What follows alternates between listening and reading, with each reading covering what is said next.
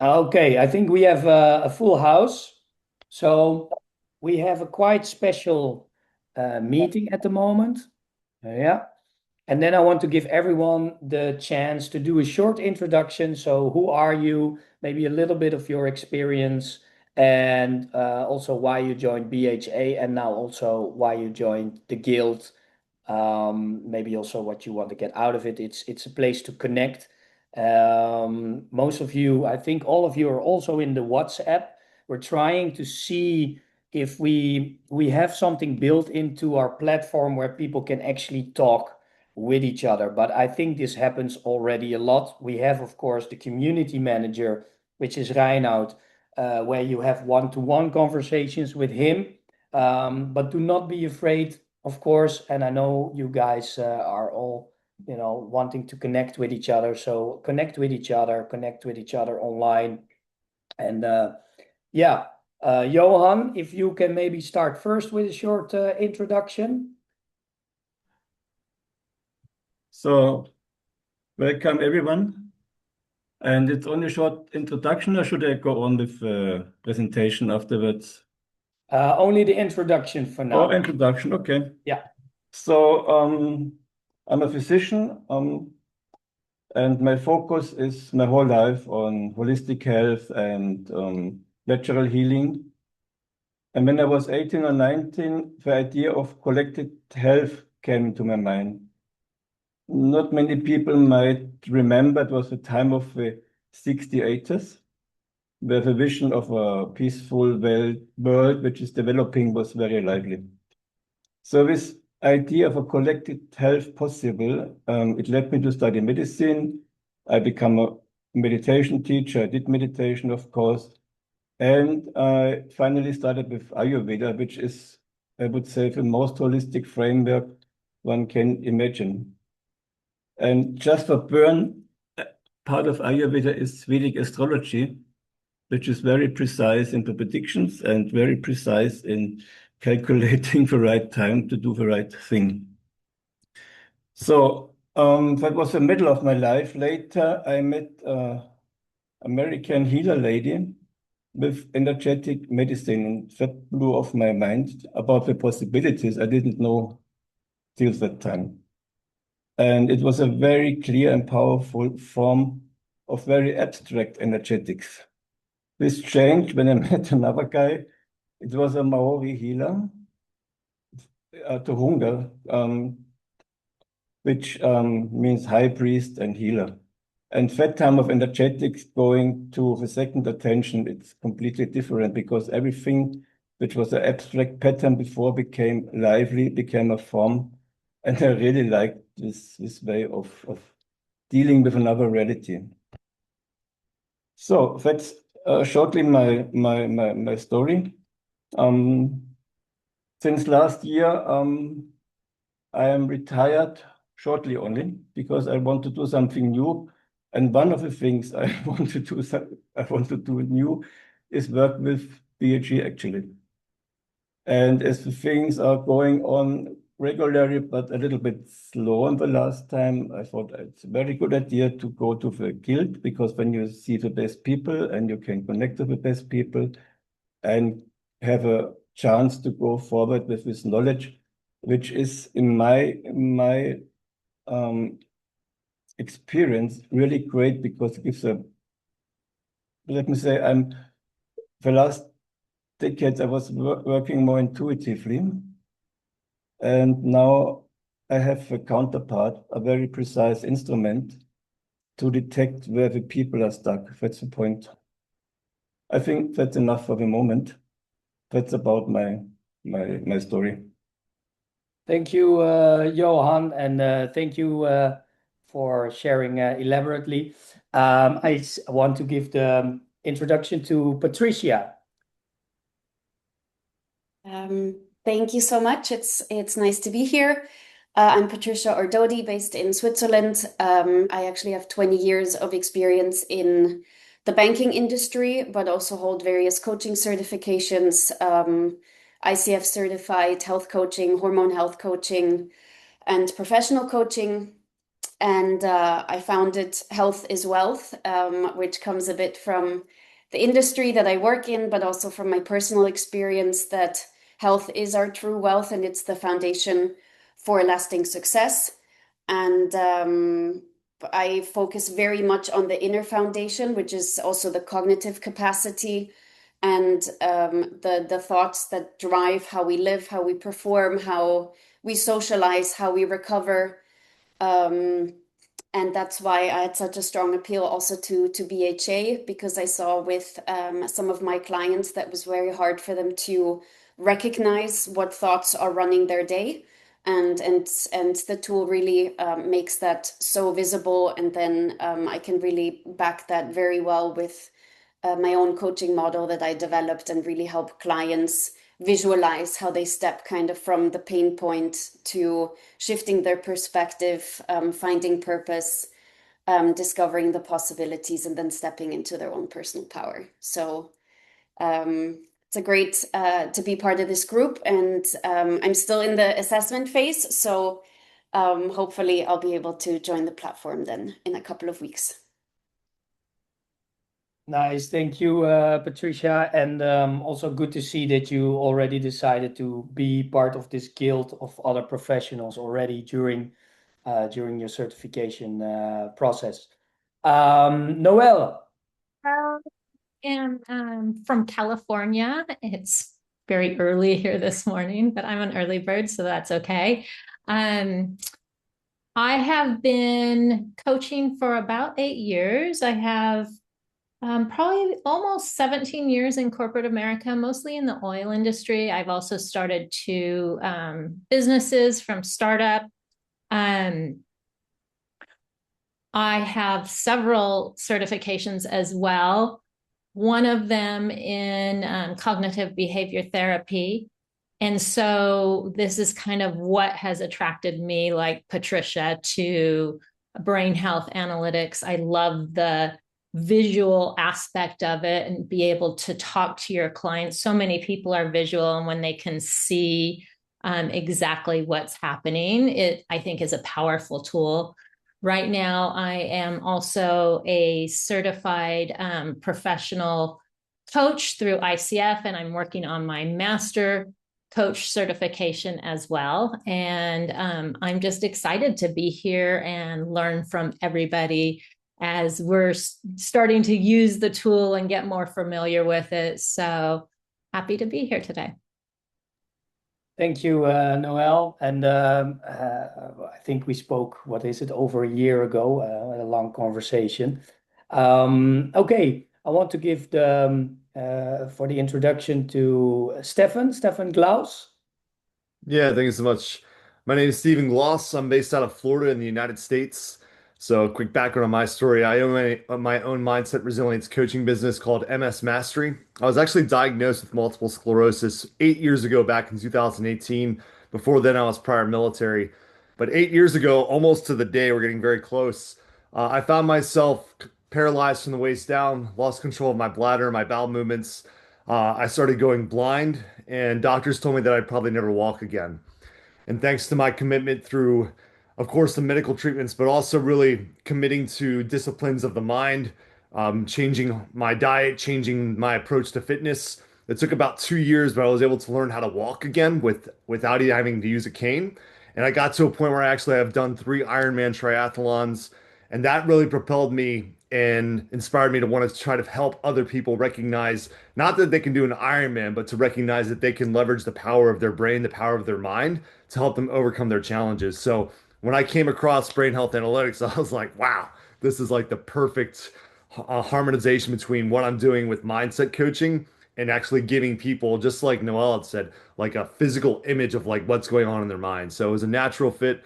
Really excited. I'm actually still going through the certification process. I'm taking my time. I actually began in February, so I'm hoping maybe in like the next month or two to finally be done. But excited to be here, and thank you for the opportunity to speak. Yeah, thank you, Stephen. And your story, when I heard it from Reinout, and of course we go into this when you are going to present it, it really touched like straight to the heart. And this is basically why, and I will go into that a little bit later, is and no, everyone knows the story, is why we created the tool. And yeah, it is data, yes, it is visual, but it goes so deep. I was doing the scan actually myself after I haven't done it for like 8 months, and I did it myself because I was like really, pushing it with work.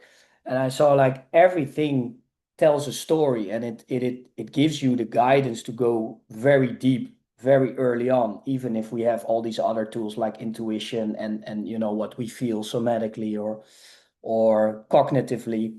Also very interesting to see that we have so many people from different modalities. So some people are more spiritual, the other ones are more cognitive, some are from the business world. Most of us have started businesses, venturing in and out of um, different companies. We have psychologists, we have coaches, we have healers, and that's really, really, really, really profound to bring all those people together. And it's with the tool and the stories and the methodology that connect. So thank you for opening up already a little bit, and very excited to see more about that in your presentation. Tamara.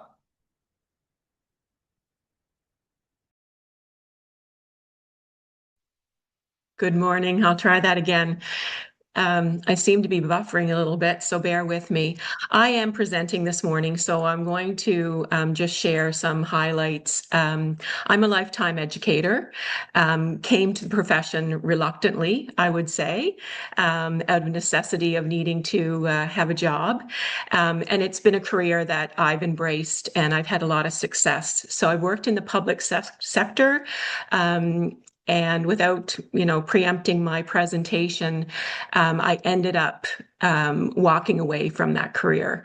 And I had tremendous success. I've lived across the world, had brilliant opportunities, and coaching was really an integral part of the work that I did, and really being able to lift people up with their skill set and be leaders in their own context. So typically schools or in administration.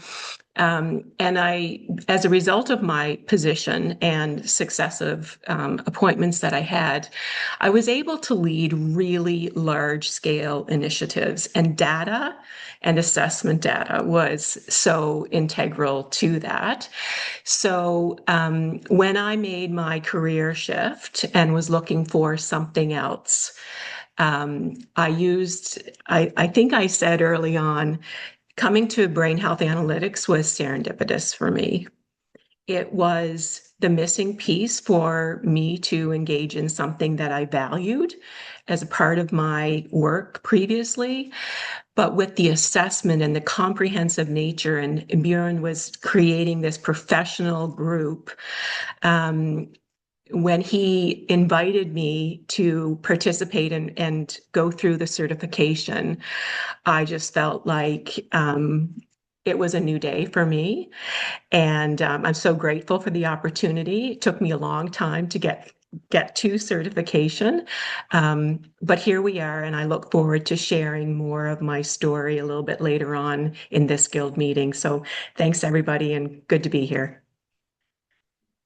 Thank you very much. Also, I want to give a couple of people from the core team the opportunity to do a short introduction. I want to start with Reinoud.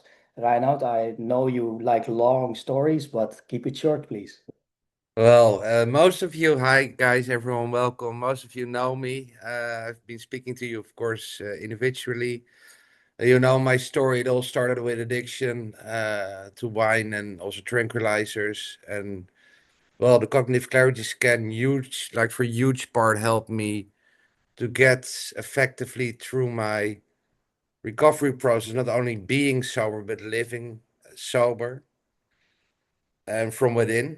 And like with a mission, and this is the mission. The moment I was out of this recovery process, Björn asked me to become basically the first recruitment manager in this new hiring strategy he just had thought of, and I did it effectively.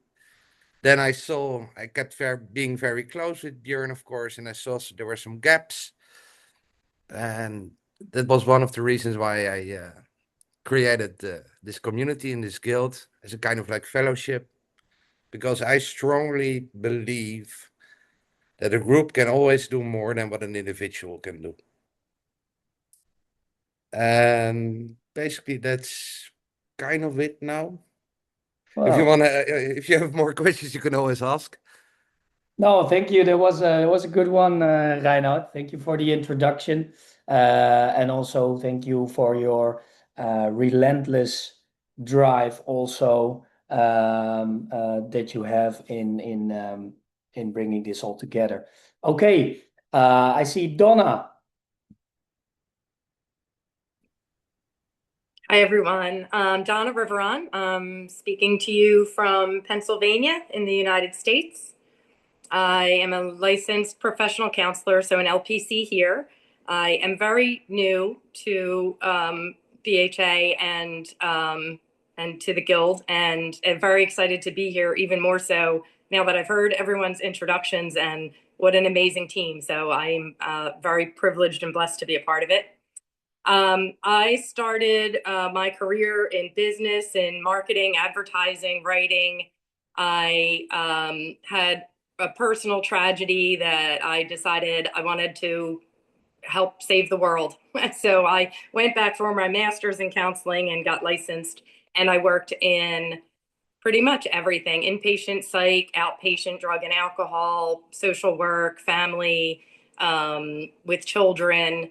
I eventually segued that into working for an EAP, so kind of the corporate side of counseling, employee assistance programs.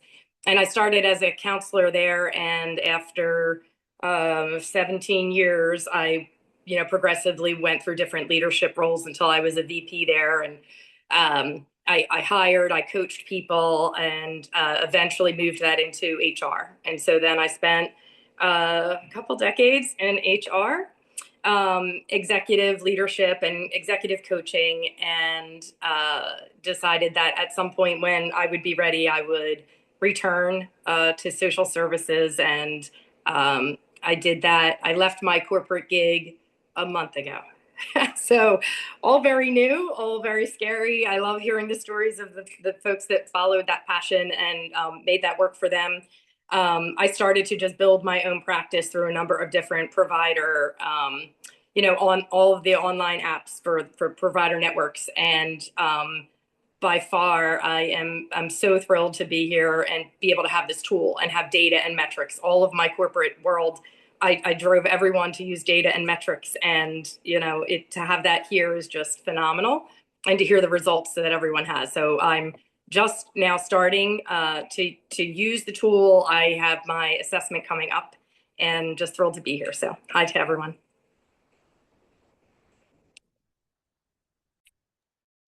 Great, Donna. Thank you for your introduction, and also good that you already took the jump before certification. Really, a red line I hear through everyone's story is the data-driven approach, and that also leads me to giving the word to Leanne. Leanne was the first one that I assessed personally, and the reason why I asked her to do all the assessments is that she's well, first of all, she's a smart cookie. And next to that, she had that same vision about data that I have. Both of us are spiritual. I'm super spiritual in many ways, and venturing in discovering that part of myself, which is a daily habit, so to say. And will continue until I probably leave this world. But bringing data into play makes really sure that you can go to the cause much faster. And that's also what Leanne said. I said when I saw BHA, I wanted to have that scientific part as a cornerstone of what I do in my work. And it saves time, and it is precise, and well, all these things that most of you already know. Leanne, would you like to do a short introduction, please? Hi, thank you, Bjorn. That was beautiful. Hi, everyone. It's lovely to see you. I always get so excited because I've brought you through either your pre-assessment or your assessment, or you've been asking questions. So it's really wonderful to see you again. It makes me very excited. So my name's Leanne. Of course, you know, I started, I think I'm a big creator. So I started really young as an inventor. I invented a product, brought it to market, and sold it across Canada nationally. I was on, you know, all kinds of entrepreneurial contests. I was on Dragon's Den, a syndicated television show, pitching to 5 venture capitalists. So yeah, I nearly puked in that. So it was like really scary. But I feel like that's kind of my energy. Is I'm a big creator, innovator, and have a big vision and passion for things. And then after that, I worked in the corporate field for about 15 years in brand communications for a long time. Big brands, Procter & Gamble, Yellow Pages, Ford, Bell, biggest telecommunication companies on the planet, and big merchandising companies. So I did that simultaneously while my soul was being drained. So at the time, dog eat dog world, right? And then so I got into spirituality. So I joined a meditation group. It's an international Buddhist community. So I am a Buddhist. I took refuge many, many years ago. And while I was in there, I really excelled and just went so deep, because I'm a very spiritual person, like you mentioned. But I also have this other side of me that is very analytical, thoughtful, but I'm also psychic, really deeply psychic. So I like marrying those intuitive pieces with the technology as well. So yeah, so I'm a certified coach as well. And I love merging the two together. So I'm certified in brain science, neuro pathway reprogramming. I'm a certified breathwork facilitator by the International Breathwork Foundation. So, and then now with BHA, and I came to BHA because I love the data. I've been doing deep work with coaches. So I coach coaches and high performers, founders, entrepreneurs. And it's the same thing, right? They know something's off, but they don't have the language. And so I love the scan because it brought the language into the depth of the pieces, like the matrix of what are the interconnecting pieces. So I may have a pattern like unrelenting standards, but what's also driving that beneath it, which is a lot of times emotional deprivation. So it's those softer qualities pushing the harder, you know, unrelenting perfectionism. So I absolutely adore the scan. I go deep into it every single day. I'm starting to feel like an expert in it, but not even close, because the depth that we can reach with the scan is unbelievable. We could probably talk for hours. We could talk all day about how deep we can go inside every single pattern and their interrelationships to each other. So I love it so much, and I'm so happy to also share with you. I have some news. We are officially applying for our CCE points. So I'm heading that myself, which is very exciting. It's happening, and I'm really excited because we're going to build this program into such bigger, broader depth and really bring so much more, because we're going to work inside those core competencies as well as the resource development. So really nice, deep pieces to bring to the table for BHA. So I'm happy to introduce that to you now and share a little bit about myself. Well, thank you, Leanna. Yeah, and on that note, for the CCE points, we wanted to do that already a long time ago. Only first we wanted to build our own, basically, guild before applying for that as well. And a couple of things they kept aligning, because first of all, we have a lot of ICF accredited coaches, PCCs, MCCs. Well, Noelle is going for the MCC. I think we have about 40 PCCs and about 6 or 7 MCCs. Mind you, there are 59,000 ACC coaches, about 24,000 PCC coaches and only 2,500 MCC coaches, I believe. But correct me if I'm wrong, Noel. You probably know better than me. But what we saw happening is that the ICF as an institution, they were also looking at what we are doing. And we have a lot of learning and development schools around the world, as well as coaching and consultancy firms that actually approached us and said like, hey, look, you have this amazing tool. Can you teach us how to use it? So that's a little bit of a thing I want to share with you guys, because everyone in the guild, basically the guild is a place where I want to educate the next leaders of our methodology. And because you are in so many different companies and societies and ICF schools, we want to enable everyone to bring the methodology under their umbrella, under their own name within those other schools. Yeah, that's the bigger plan there. It is being rolled out, and it is a slow process. But as you all know, we do everything very diligently. Slow and good over fast and not good. That's basically it. I'm very conscious of time, and this is a long meeting because we have a speaker meeting. This is also a long meeting because I want everyone to do a short introduction. And we have 6 speakers. I know, David, you need to go at 4 CET sharp, so you are going to be the first speaker. And I want to see a raise of hands of who still needs to do their introduction. And then I want to give Maurice the word to do his introduction. All right. Thanks, Maurice. Speaking from Holland, the real Holland, the Netherlands, so not Holland, Michigan. I used to live there, Holland, Michigan, for 2 years, but now speaking to you from the Netherlands. I've been personal training and coaching for 17 years. About 10 years ago, I also started a personal training studio, and eventually that led to the leading of 2 personal training studios next to coaching and personal training. And last year I decided to sell that to my business partner because I wanted to focus 100% on guiding my own clients with online coaching. And well, then there was brain health, of course, brain health analytics.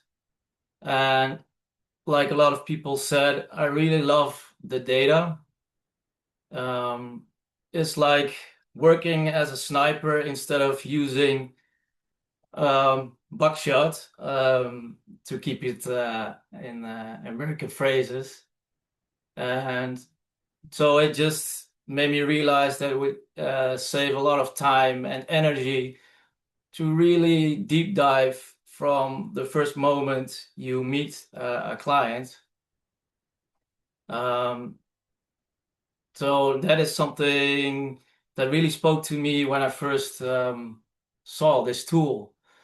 And next to that, also Johann said about making a connection with people, using your intuition, like high sensitivity runs in our family.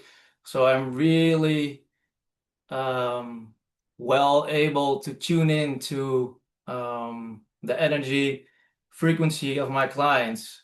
But the downside of that is it can't really show what is going on. And that is the great thing about the data-driven, about the cognitive clarity scan. So you can actually show people what, a great part of your intuition is already saying. And next to this tool, I also started using a quantum scan. This uses multi-dimensional nonlinear spectrography.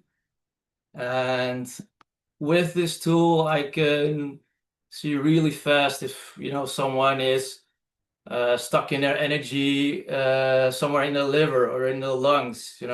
Every emotion can be linked to one or more organs. So that is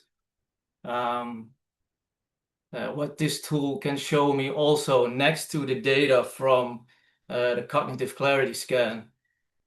So last year has been a transition year for me, and just had a vacation about 3.5 weeks. So now I'm really excited to get going, setting up my new website, starting up my old and new network, and to just get going and help people. Thanks. Thank you, Maurice. And the next, Suji, if I pronounce it correctly. Yeah. Hi, everyone. I am Sugi. I'm from Australia, but I moved to Spain last year for a bit of a life change. I am an organizational psychologist. I spent the last 15 years working across a number of different organizations, supporting leaders and individual contributors to be their best selves. And so, yeah, joined Brain Health Analytics a few months ago. I'm going through my certification process at the moment, but I'm keen to move out of the corporate world and start doing my own thing with coaching. So keen to hear from all of you guys and leverage off your expertise as well. Thank you. And then Charlton.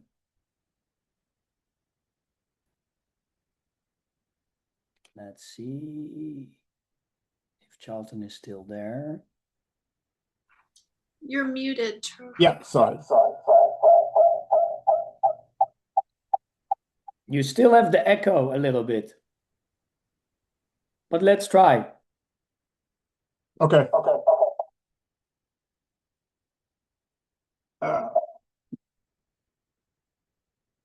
Sorry about that. My name is Charlton Coles. I'm a community/clinical psychologist. Currently work for the U.S. federal government, but I'm looking to transition out in the next few months. And I apologize for the echo. But I'm interested in the guild for several reasons. I'm looking to move beyond the traditional clinical framework, the DSM-5 here in the States. Looking to work across different borders and to work with like-minded professionals. And I apologize for the technical. Don't worry about it, Charlton. So Charlton has probably the most clinical, most experience as a clinical psychologist in the group. Not totally sure, but probably. And when Charlton and myself had our first call, and it was really over a year ago, and I believe Reinoud had the same, is the way why we made the tool is, and we took the tool out of, a lot of the methodologies under our methodology are from the clinical world, and we brought it into the performance world, right? Mindset, mental health, performance. And we want to also go away from all the clinical, wait, Charlton, can you go on mute? We also want to move away from the clinical wording, so to say. So there is also a version 3.0 coming up. We're working on it diligently, where we basically, all the patterns that we have identified, they are now very clinical. And me and Barbara had a talk about this a week ago. But all these patterns, they have good traits, they have maybe less good traits, and they have growth points. And now we're mapping all these things out. So instead of like hey, we clinically diagnose you with this, and that's a lot of the things that the DSM-5 does, of course, calling people sick, into like, yeah, you have this trait, but it has a positive side that may bring you further if you know how to use it. And if you overdo it, it might bring you into the negative aspects, if we can label things as positive, negative. That's a whole different story. We use another guild meeting to talk about that. Okay, next one, Julie. Hi, everyone. From a very hot and sticky Manchester. I don't know how everyone else is doing with the heat, but it is very hot and sticky here in the UK. So my name's Julie. I'm an advanced creative hypnotherapist for the last 16 years, and I specialize in inner child and parts therapy. I'm also a transformational practitioner, so that incorporates NLP, shamanism, breathwork, and I'm a master firewalking instructor as well. I love movement. I love taking people on journeys and experiences.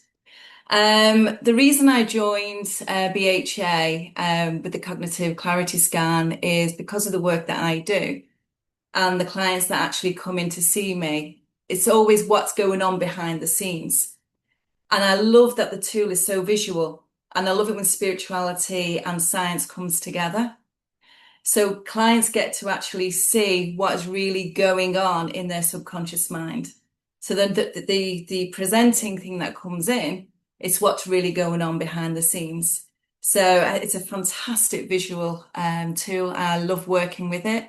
I passed my assessment back in January, and I've been using it with my clients ever since. Started a new company with my partner David called The Raw Effect, which means reach out and rise. Basically, we're offering holistic wellness solutions to individuals, businesses, and organizations. So we know for a fact using this tool is going to be a great benefit to them, and obviously a great tool for us to use as well. I know time's short, so I'll end it there. Thank you. Thank you, Julie. And now to Laurie. Good morning and afternoon, or whatever time it is in your part of the world. I'm coming to you from Florida as well, Stephen. Practically neighbors, right? So I spent about the past 25 years in corporate America working with technology and business teams as an enterprise agile transformation coach. And I was attracted to brain health analytics. This is a career shift for me. The corporate world, as a lot of you know, has become so incredibly toxic that burnout is epidemic. And I wanted to be able to give back to that community. And this tool is by far the best thing I've seen out there to help really pinpoint what those pain points are for people. So I am still going through the certification process here. I do have other certifications, though. I've been coaching for some time. I also own a gym in Tallahassee, Florida. So I'm getting my national board certification in health and wellness coaching. So yeah, I'm glad to be here. I wanted to connect with other like-minded people. So here I am. Thank you, Laurie. And next one, Nadine. Thank you. So I'm Nadine, joining you from Germany. I hold a PhD in psychology, but I'm specialized in cross-cultural psychology. I've been running my own business for the last 10 plus years. I'm an ICF accredited coach, currently working towards the PCC level. I'm also a facilitator and speaker, so I also do work with teams or larger audiences. I've always done a bunch of things. So I'm specializing in diversity, equity, inclusion, and belonging, especially cultural diversity and neurodiversity, but also questions of mental health and psychological and social safety in teams and organizations. And I was drawn to the tool because I work a lot in my coaching with sort of aspiring, high potential, high performing academics on the postdoc level or junior professors, but also first-time leaders in different organizations. A lot of them are neurodivergent, ADHD, autism, giftedness, sometimes multiple of these, or they are what I would call multi-potentials. And then I often also bring that lens of working across cultures. And the basic question often is how to thrive and not burn out, doing what most of them actually love doing. And so the tool's been great because I think the clients I tend to work with are very data and number driven. Some of them might have, or most of them, I think, have a bit of a challenge latching onto some more spiritual terminology. And so I think, like many of you, I love the combination of both, but having the tool has been a great way to give them data-driven insights and get them into that conversation, into that growth. And I've been excited about the opportunity to join the Guild because I'm a lifelong learner. I love being in community, but I also love being able to contribute to communities. And I'm also still in the certification phase and excited to hopefully wrap that up soon and then really bring the tool into all of my client work. Great, Nadine, and thank you for bringing all your experience to our methodology and to this group as well.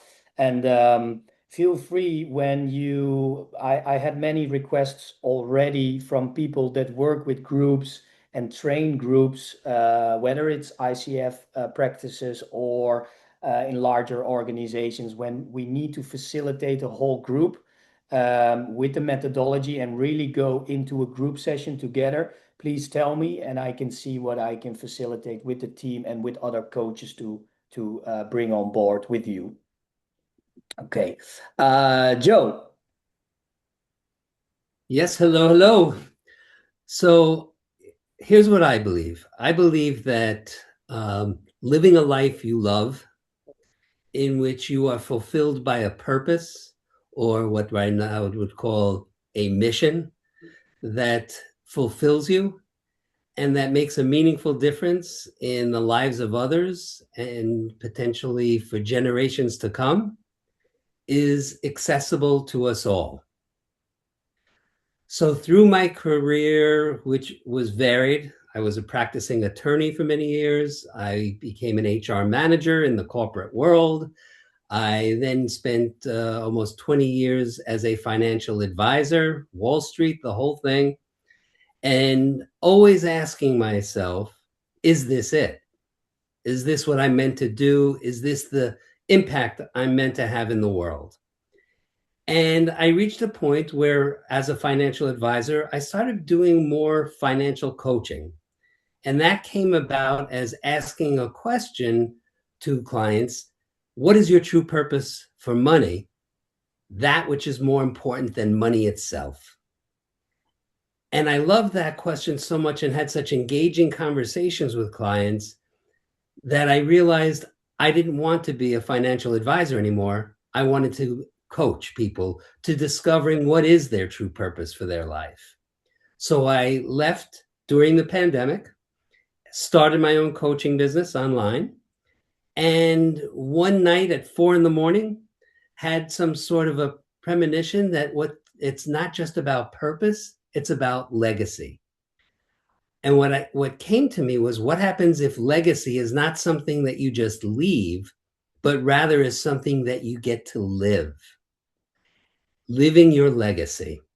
And as a result, I became and reinvented myself as a life and legacy coach. And I have a 3-month program to take people from where they are to getting to a point where they realize that while they may be great at making money or be great in the professional or corporate or executive world, that there may be something more that they really are longing for, that passion, that purpose, that meaning. And I love taking them on that journey. And part of that was always looking at what are the limiting beliefs holding us back from living that fully expressed life. And I had a methodology for getting at those beliefs. And then I came across BHA and did the cognitive clarity scan. And what I realized was that now, rather than engaging with clients and building over months and months and months some sort of trust for them to open up and really be willing to explore what are those beliefs that may stem from childhood that are stopping them, this was truly a tool for being able to then very quickly start uncovering the patterns, the unconscious, subconscious thoughts and ways of being that were restricting them. So it's a very important part for me. I tie the patterns to freeing ourselves to really live a meaningful and fulfilling life that makes a difference in the world. So I believe this is important work. I honestly came on board just because I wanted to have more impact and saw this as a way of leveraging that impact. And lo and behold, I find that this is work that I think is one of the most sacred types of work that any of us can do if we're the ones who are equipped with both the passion for it and the desire to have that impact for others.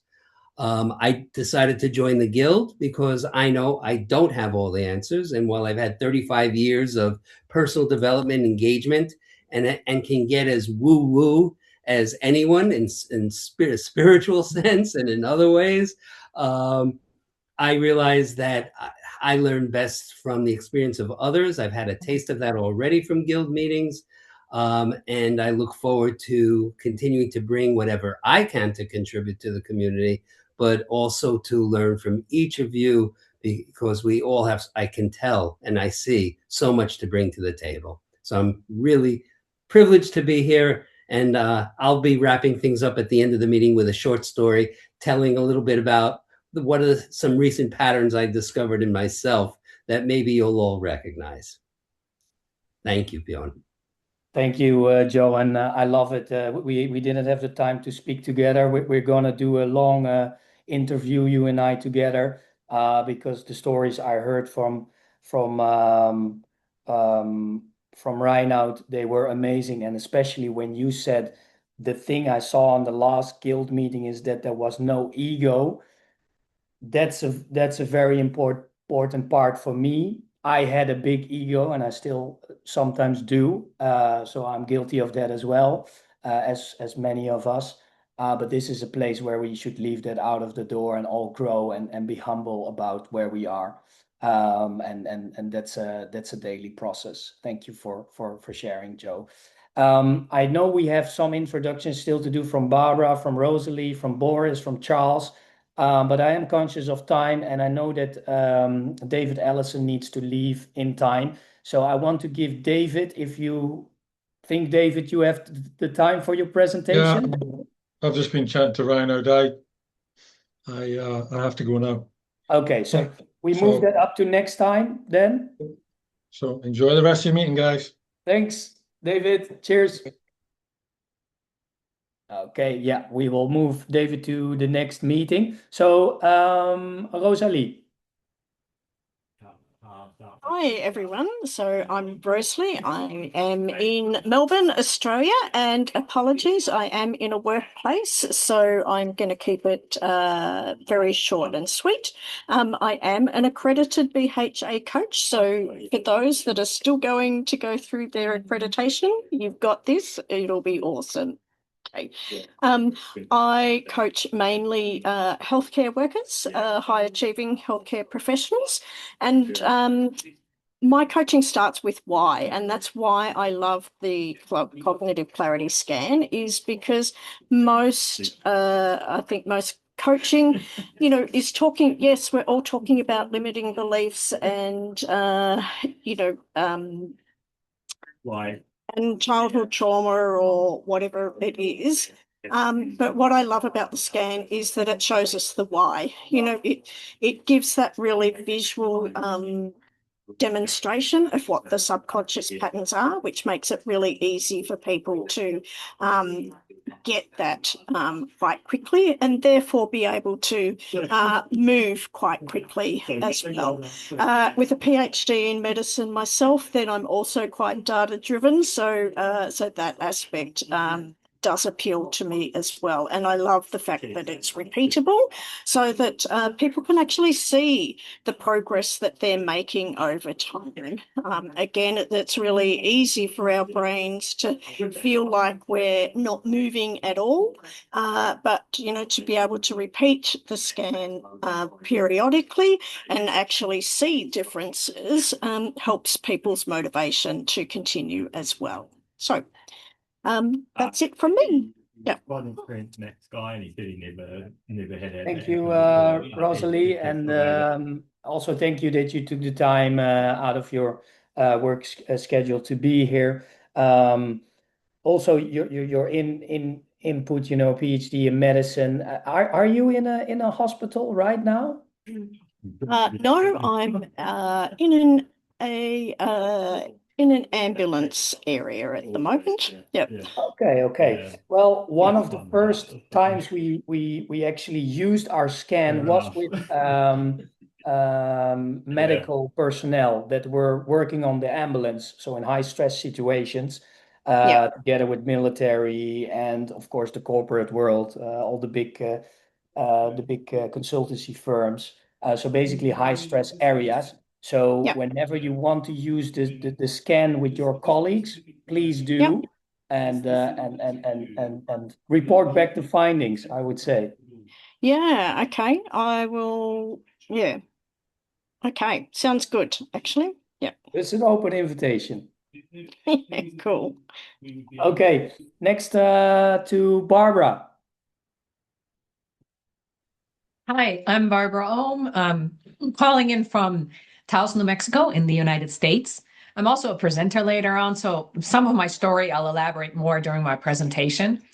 But I'm German originally. I grew up in Germany. I've lived in the United States for the last, I don't know, since I was 19, let's just say that, for a long time. I recently concluded a 34-year career in healthcare, 25 years at the executive leadership level, and wanted to transition to a coaching career in semi-retirement, and came across BHA as part of that transition process. And as many, I love the tool, and particularly picking up on what Rosalie said, because it's you can take it over time, kind of like a vital sign almost. Whereas a lot of other assessments that I've taken myself are more static. This is your personality and it remains fairly unchanged. Whereas the cognitive clarity scan, you can really measure progress. So that's why I love the tool and why it really appealed to me. And I joined the Guild because I believe in the power of teamwork. I've always worked with teams, and like someone else said, a team is much more effective than the individuals taken together. So I'm looking forward to the exchange of ideas and the learning in this community of the Guild. And that's why I'm delighted to join. And more about me and how that relates to the cognitive clarity scan and what it told me about myself in my presentation later. Thanks.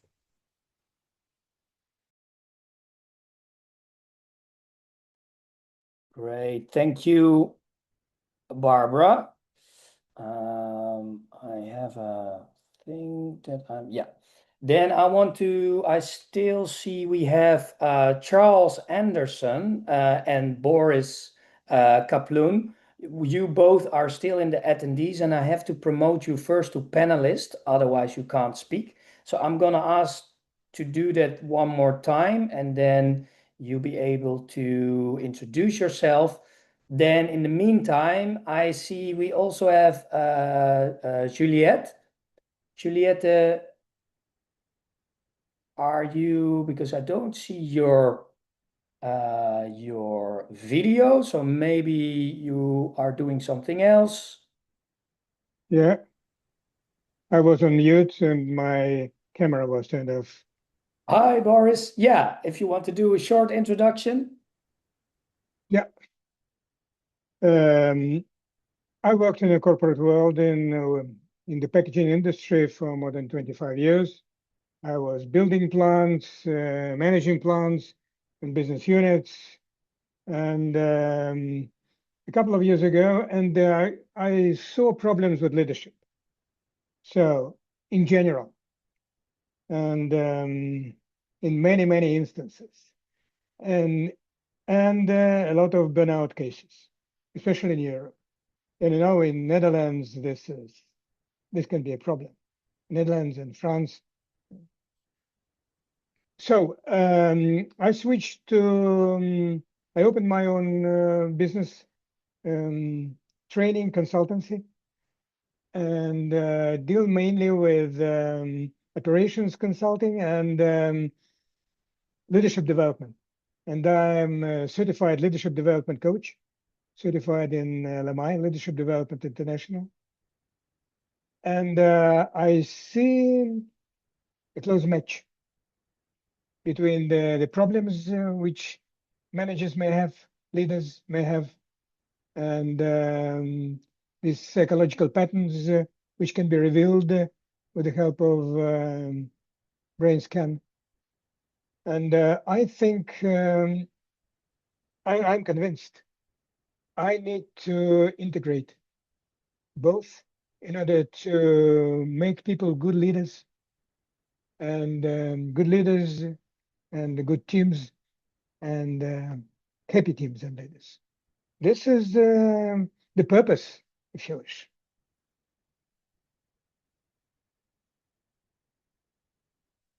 That's it from my side. Thank you, Boris. Thank you. Charles, over to you. Yeah, hi, Charles Anderson, Des Moines, Iowa, in the United States. And listening to everybody talk today, we do have a commonality, and I appreciate the opportunity to be a part of the guild because, again, we do sharpen each other's axes, if you will. And my story, it started back. I've been in the corporate world for it came up on about 30 years. And in 2017, I hit that proverbial burnout stage where I had a health crisis. And it would have been really awesome to have the cognitive clarity scan back then before I hit that burnout stage where I ended up in the hospital for 2 days, trying to recover from a severe case of walking pneumonia. And just, again, it was a wake-up call for me. So 8 years ago in 2018, I went through and got certified as a IPEC coach, International Coaching Federation certified.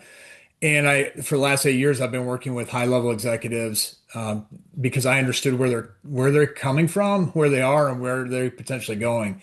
And so then when the cognitive clarity scan came out available or to my awareness through brain health analytics, I said, "Wow, this is an amazing opportunity for me to, I'll say, kind of cut the corners on multiple sessions with the individuals to learn what's really going on." So for example, I've worked with two of my clients now and given them the cognitive clarity scan. They've taken it, and immediately we basically short-circuited the first 3 sessions of any coaching or engagement I've had because we were able to get right into the heart of the matter, the subconscious patterns that are happening.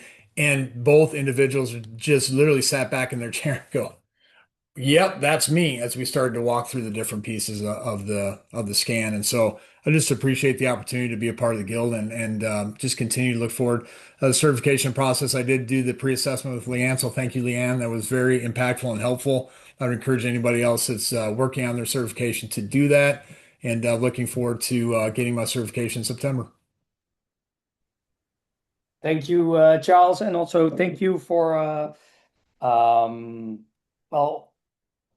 for joining before being certified. I think it's a good opportunity, and I hear good stories about the pre-assessments with Leanne.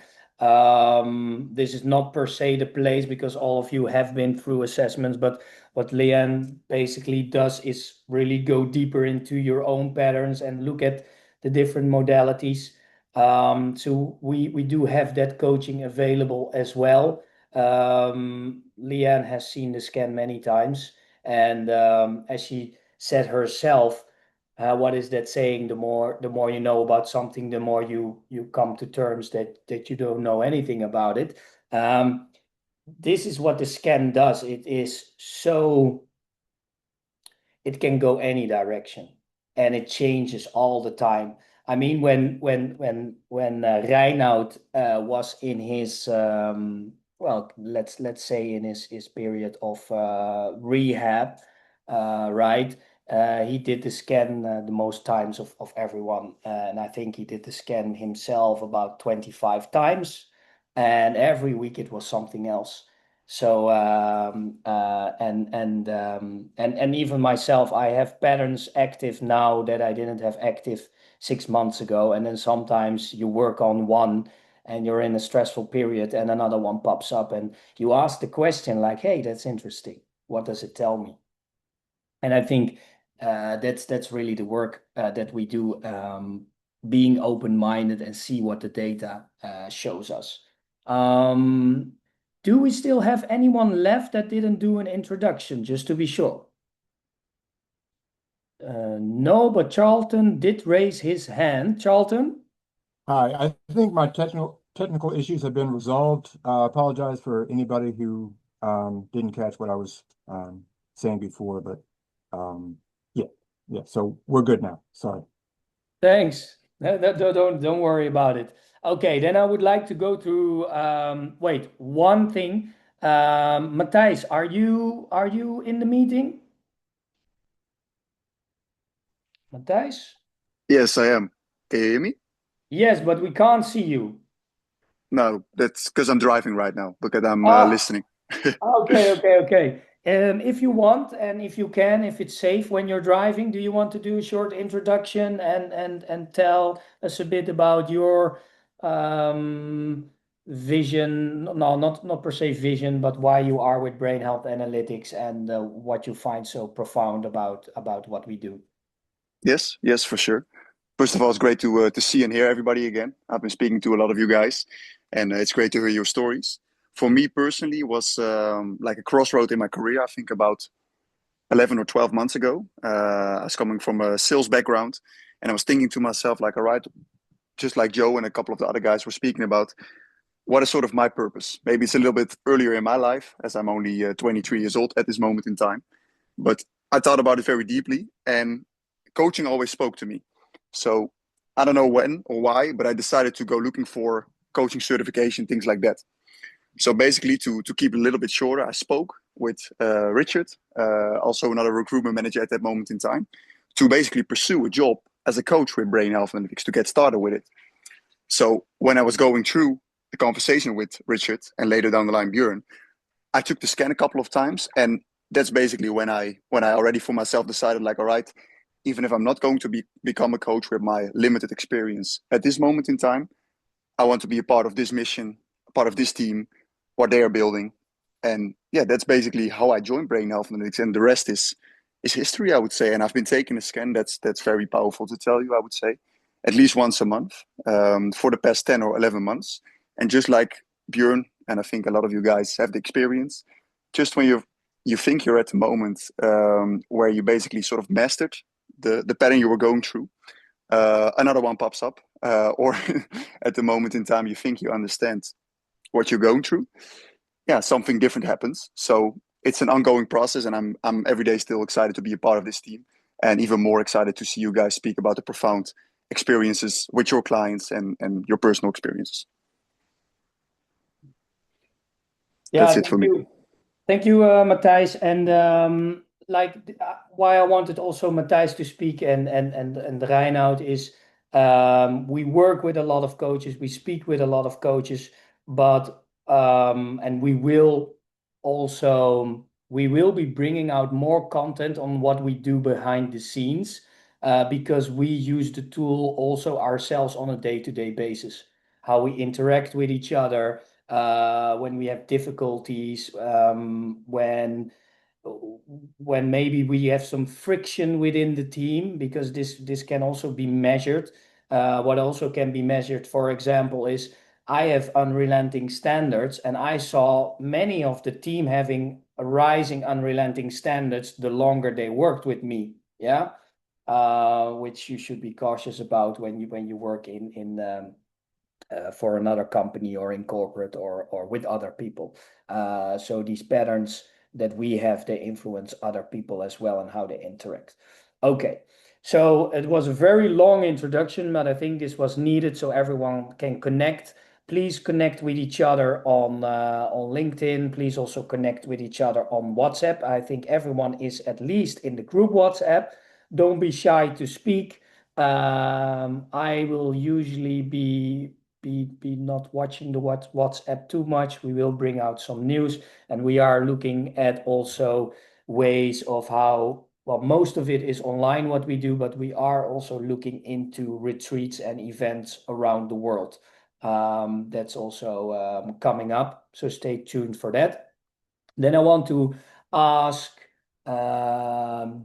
John, can you share the screen on what's on the agenda for the coming hour, so to say? So it's a long meeting, but I think it's good we go really in depth.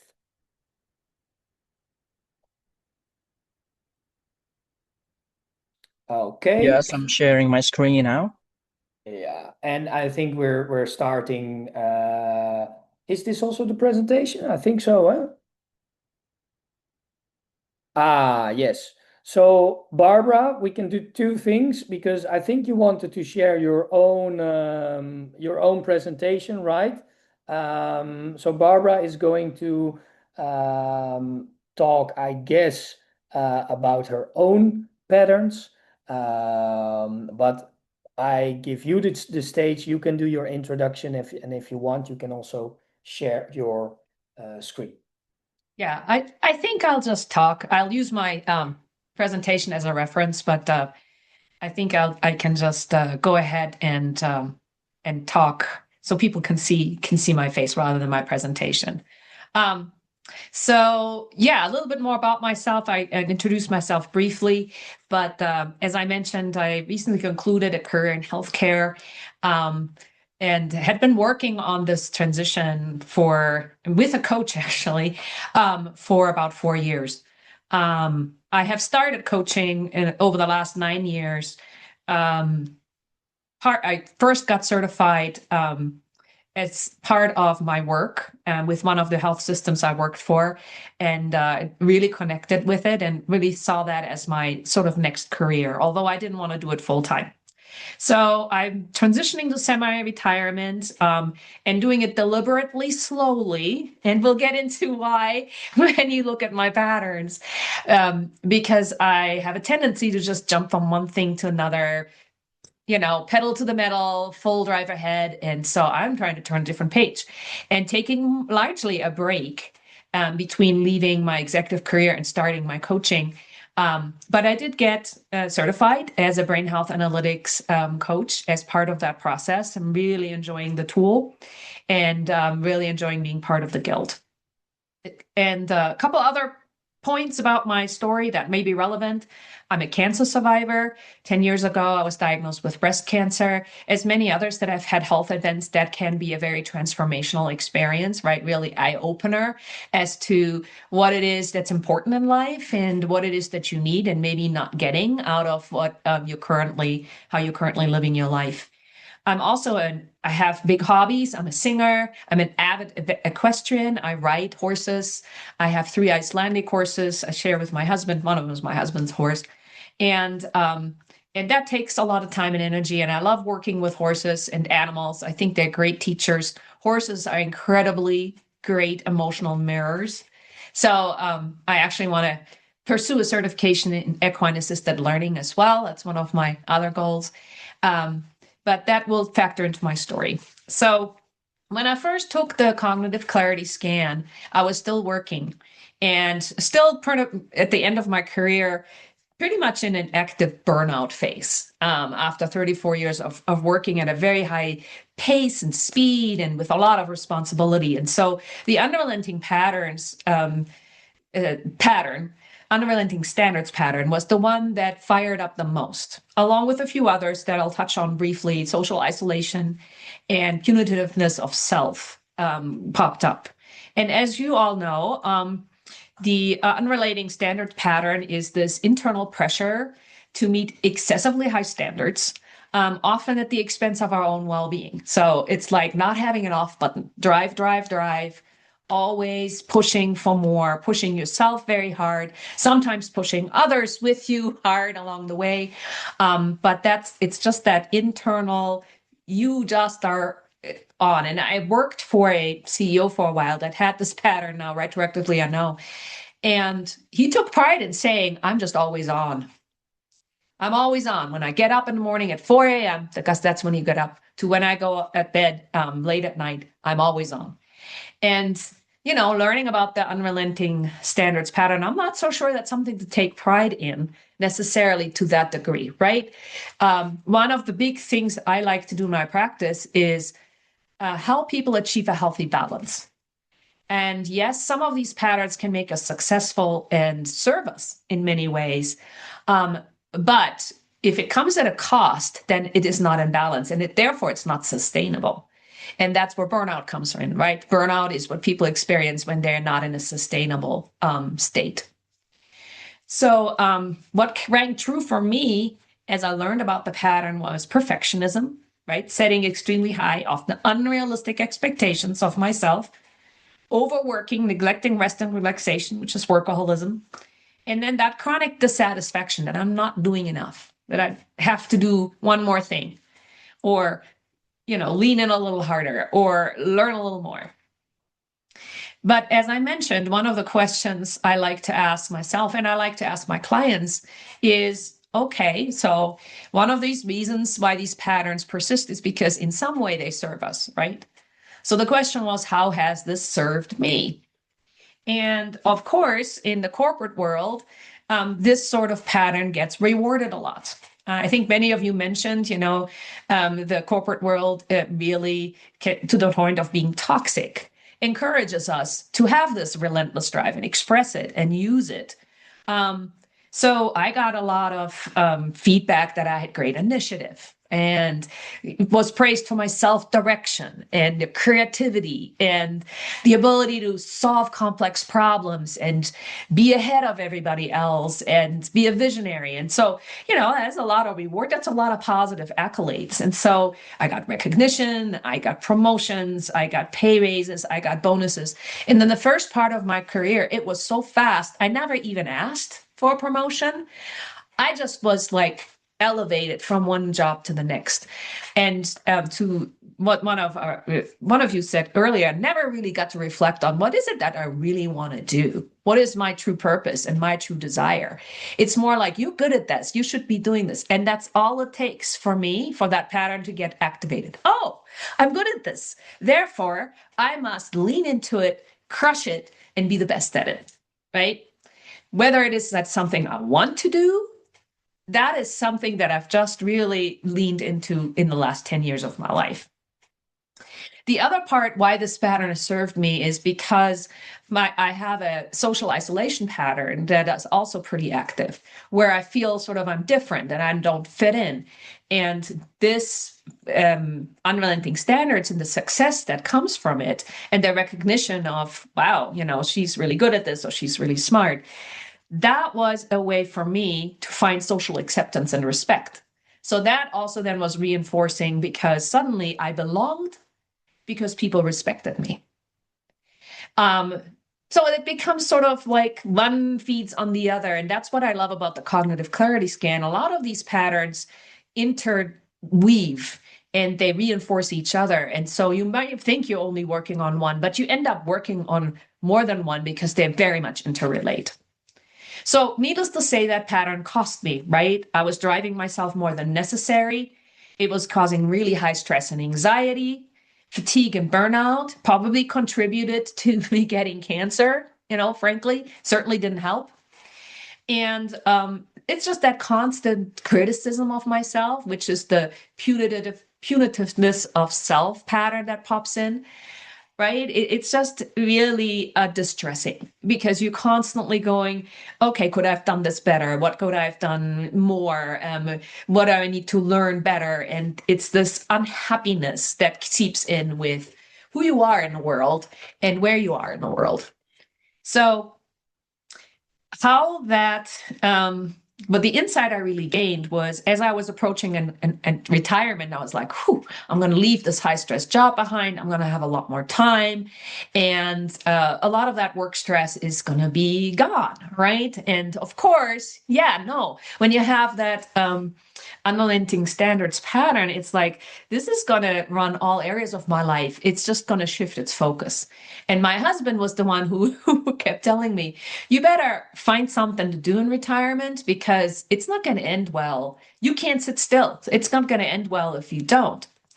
But maybe the whole point is for me to learn how to sit still, right? And not to drive so much. But this will follow me. You know, the old saying, wherever you go, there you are.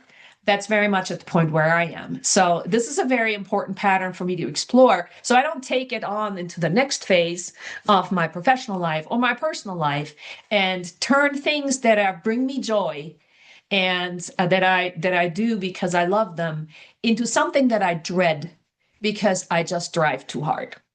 And as I was scanning my personal life and saying, well, is that already having an impact somewhere else? I realized that, it's actually showing up in my hobby of horseback riding. Because I had, gotten good at riding. I'd gotten feedback, you're a really good rider. You should get more horse. And I was like, I'm a really good rider. I should.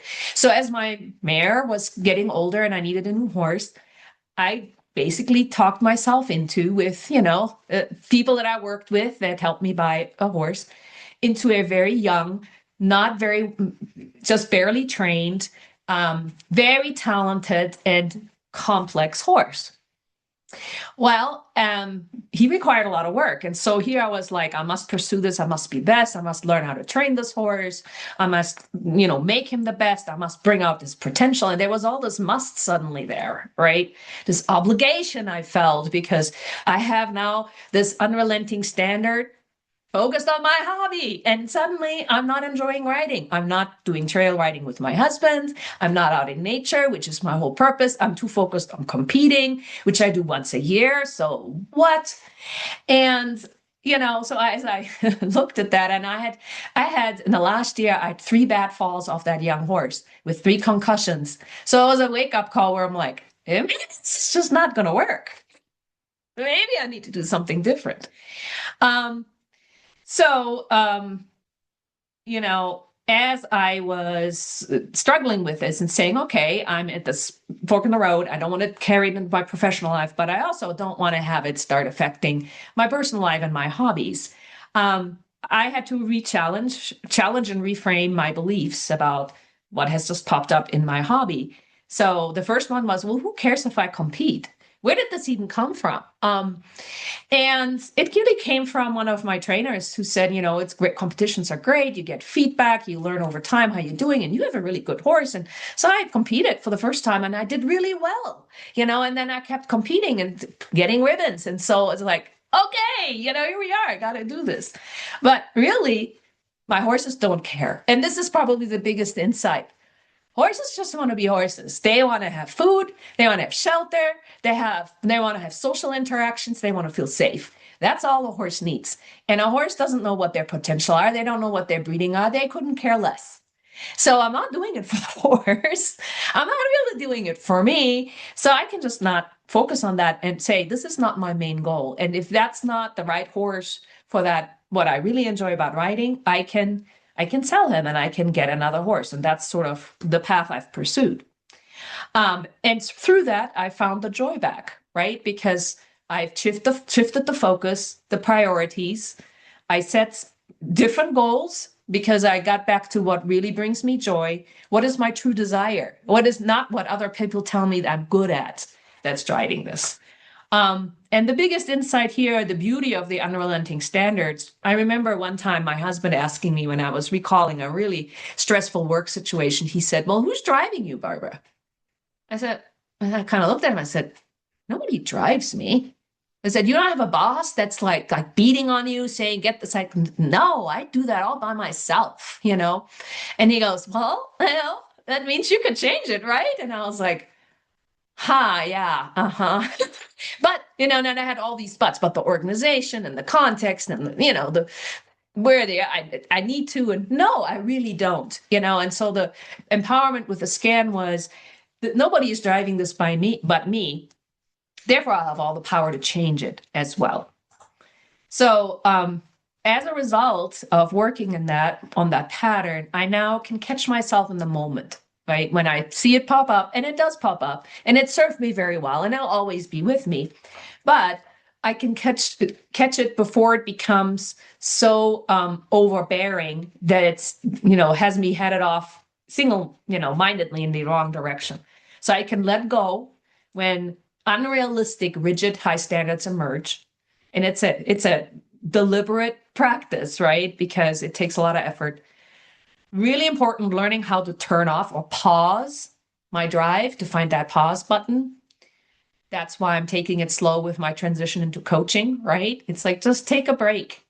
Just do nothing. Just hike, be in nature, enjoy my horse. Giving myself permission to be happy with good enough. Good enough, that's fine. No need to be perfect. Don't need to keep achieving the best, the A+. Don't need to be first. If I'm happy with good enough, then that's fine. There's nothing wrong with it. And then importantly, also to show myself compassion, because the self-punitiveness part of myself, right? I really need to have more forgiveness and more compassion of myself when I'm not meeting those standards. So when it keeps popping up, is showing compassion that, it's a long-term journey. It's not a one and done. I recognize it, it's fixed. It's not going to happen. But just that it's a process, and to embrace and enjoy the process and keep learning from it. And through all of this, it brought back a lot of joy for me. It certainly has reduced my stress. Not having the job has reduced my stress, but not replacing it with something else, I think, is the most important thing that the scan brought to me. And then, how I can use that for my clients. A lot of high performers have this pattern because it's so reinforced, right? So to some extent, we select people into leadership roles who have this pattern because they have what it takes. And so I think the spotting when someone is on an unsustainable path and helping them prevent burnout, or when they're already at burnout, helping them turn the corner. I think that's where that experience and using the tool and having in there myself can really help me with my clients. And what I like about the cognitive clarity scan is it's more than a stress management band-aid, right? Where you tell people to do this practice or do that practice, and people struggle to understand why. Why do you want me to keep a gratitude journal? And why do you want me to do this? And rather than just saying, trust me, it works, it's more like the patterns show and focus the intervention really on what is happening with that particular person. And it helps me focus my interventions to, well, if this pattern is most active, then these interventions apply more than as the general, toolbox of stress management tools, for example. So that's my story. Thank you for letting me share it with you. Thank you, Barbara. And so recognizable. You and I talked about this last week for about an hour. It gets me a bit emotional because, of course, the unrelenting standards pattern is a pattern I have. And basically the pattern that brought me to workaholism, addiction, alcohol, cocaine, eventually into rehab. And there in rehab, I said to the counselors, I said, I've been to therapy. I've done coaching. I even got rebaptized when I was 27. I went to church for 10 years every Sunday. And I couldn't fix it. And someone that has unrelenting standards always is looking for, okay, what can I do more? And I just couldn't find it until I came into that rehab, did my first, what was a very deep psychological analysis. And there I saw it pop up. You have this unrelenting standards. Next to that, I had extreme entitlement because I did well in business, right? I worked 100 hours a week. It was celebrated, went from one job to the other, high-paced tech companies, was doing deals. My biggest deal was 14 million in a big boardroom with 30 people. I worked 2 years on it. But in the evening, to calm myself down, I would drink 1, 2 bottles of red wine. I would go to the bar. I would order cocaine just to get that mind to shut up. And there I found myself, in rehab, and that's now several years ago. My third time I got sober, basically. But I was the person that everyone says, well, you're doing great. There's nothing wrong with you. I even went to the gym 5 times a week. 5 times to the gym, 100 hours a week, drinking in the evening, short nights, nothing going on. And that's why I created the tool. And I know many of us have this pattern. I'm curious to see who has this pattern active at this point in time. Just a slight show of hands. Yeah, yeah, yeah, yeah. I see. I think 1/3 or something. Yeah, half, 1/3. Yeah.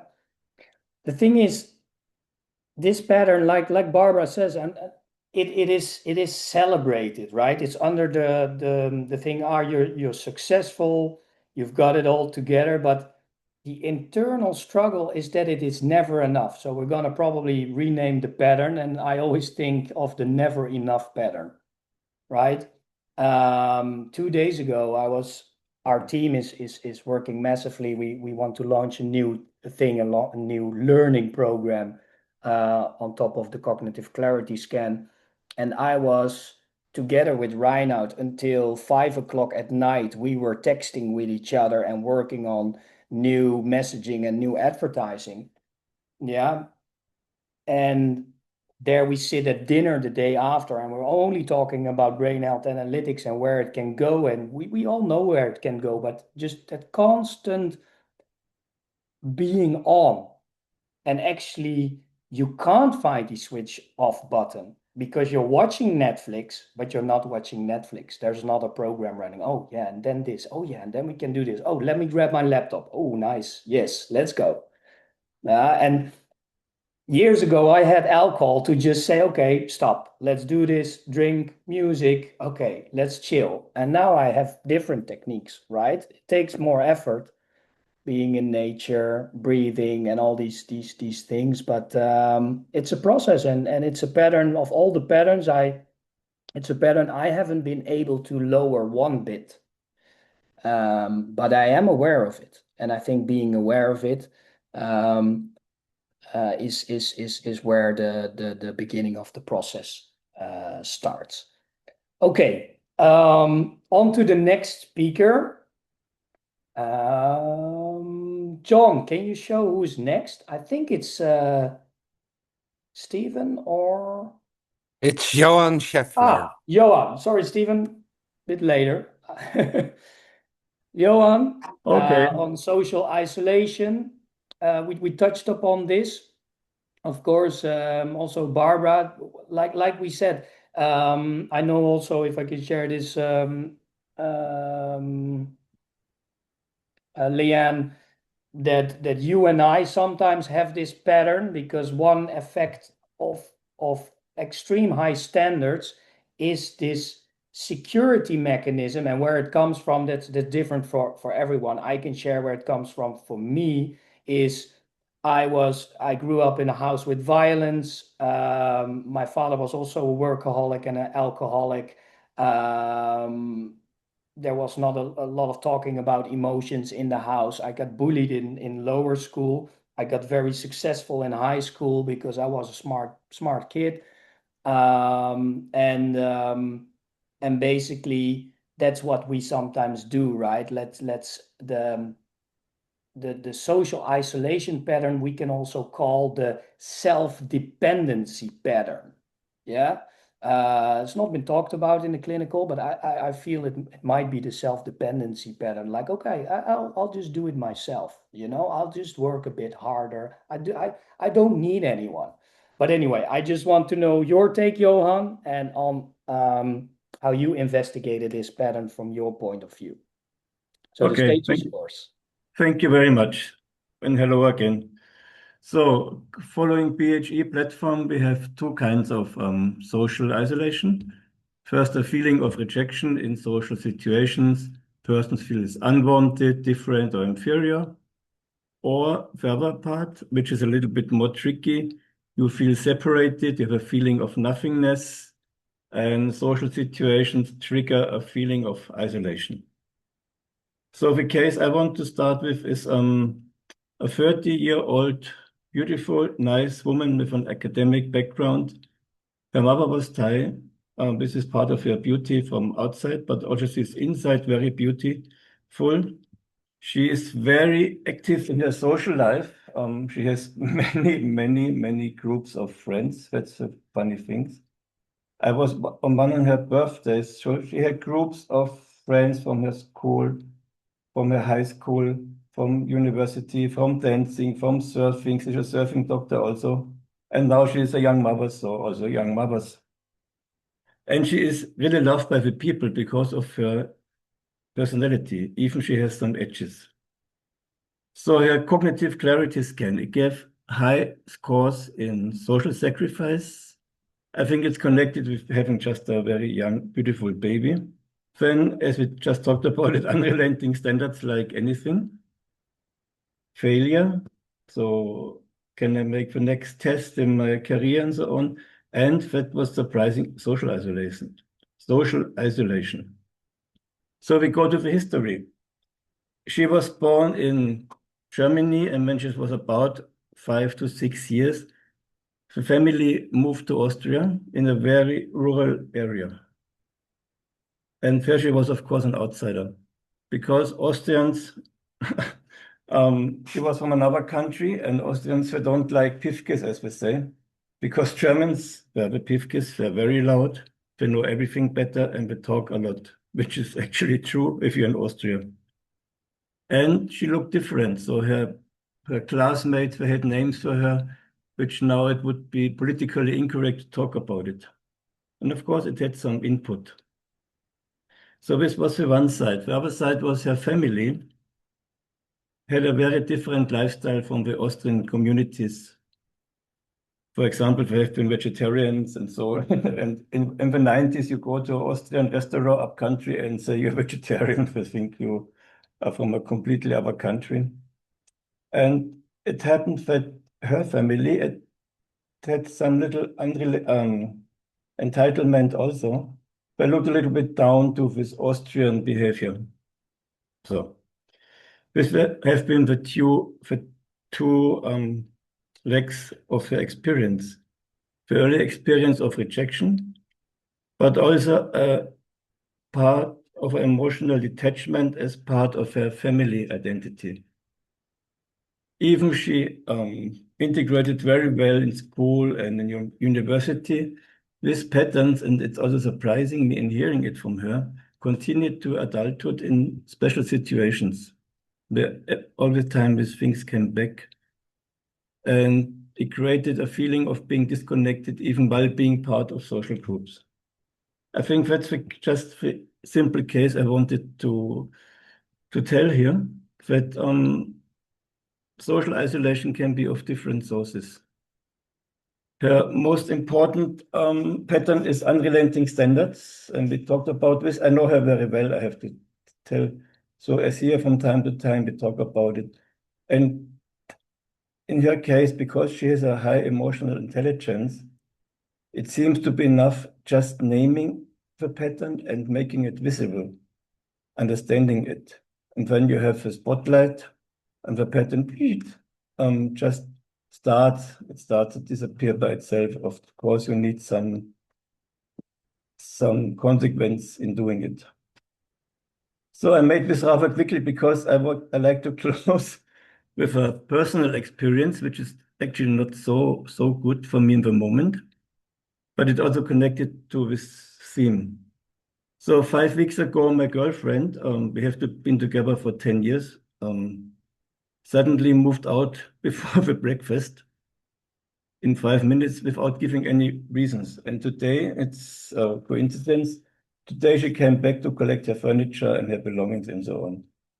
means this last weeks have been a little bit tough, I would say, and really put me in a tiring situation because I still like her. So what is the context here? The context is when I did the scan, I had two patterns moderately elevated. It was social isolation and entitlement. And in my eyes, they both belong together.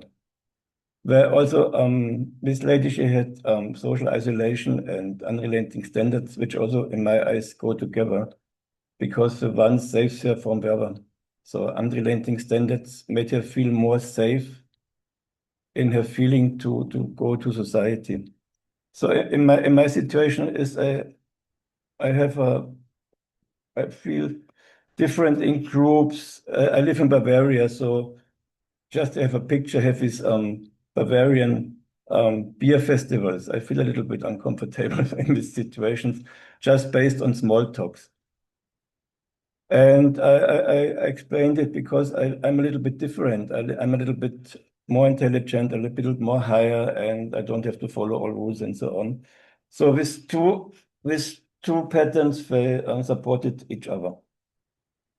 When I did the scan, I had to go back to my childhood and to rediscover a quite painful story, which I did not forget, but it was not so open for me, of social isolation, which went into my teenage years. So I had to look at it. That was the background. So now I have a situation. I'm separated. We live here in a Bavarian village, and I'm alone now in the moment. So in these villages, you have many social networks, very close knit, but they're not for you. They're not for foreigners or for people coming from outside, which just moved in. And in the past, this would have been a nightmare for me.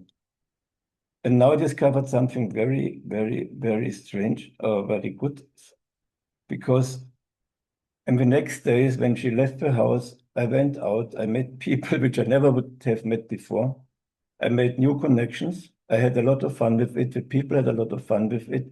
1 week later, I was on a Bavarian festival at the lakeside, and it was really very good. I met very good people. And it's surprising for me. People like it if they're approached. It's a very new situation, which gives me a lot of strength in this moment. And the starting point of this development for me, it was this cognitive clarity scan, just putting the spotlight again on the pattern and becoming aware of it. And in my experience, I saw it several times, it's just enough to start the change. Of course, you have to work on it. But what I have seen, it diluted already a lot. And I find this absolutely remarkable, that I wanted to say.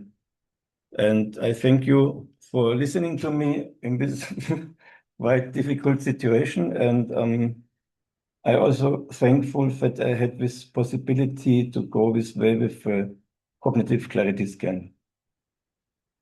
Okay, thank you. Thank you, Johann, for sharing your insights and going deeper with the methodology. One thing that we ask everyone that joins either the certification or the platform or the guild is that they work on themselves, right?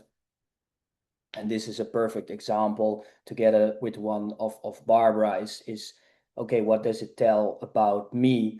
And some people that came into our certification program, they saw the assignment, and it's not for everyone, right? Because we say, this is the methodology, this is what everything means, now go look and work on yourself. Seems very simple.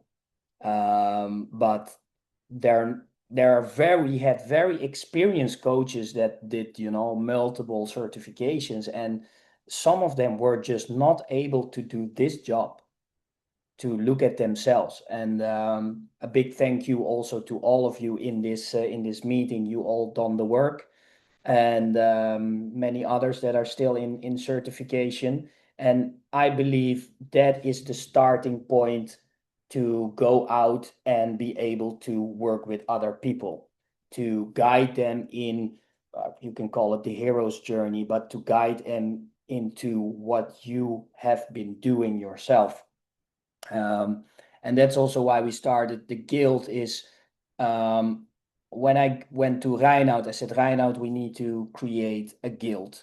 And in the early days, in the mid ages, a guild was a place where you needed to be a part of in order to keep on doing your profession, right? And doing this profession, call it the helping industry, coaching other people. Last time I was, I'm following this coach online, Joe Hudson, and he's quite famous on YouTube, and he coaches many people at different companies like OpenAI, Google, many leadership people. And he says a lot of people want to go into coaching because it's a kind of a narcissism in disguise. Yeah, and many of you would know what I mean. Like, I've been through all this, so now I'm able to help people, and I don't have to do any of the work myself. But like I said in our last meeting, we have to work on ourselves on a day-to-day basis. We start on zero because these patterns, they pop up everywhere. And I'm very grateful that we are now in a point in time, and took some years, that we have this guild. Yeah, basically I see so many things already coming back, and it gives me great joy to see that people are picking this up and taking this far beyond the thing that I've imagined. I've imagined this before, some 4 years ago, but I think what's behind the horizon is even bigger than any of us can fathom. Okay, on to the next one. John.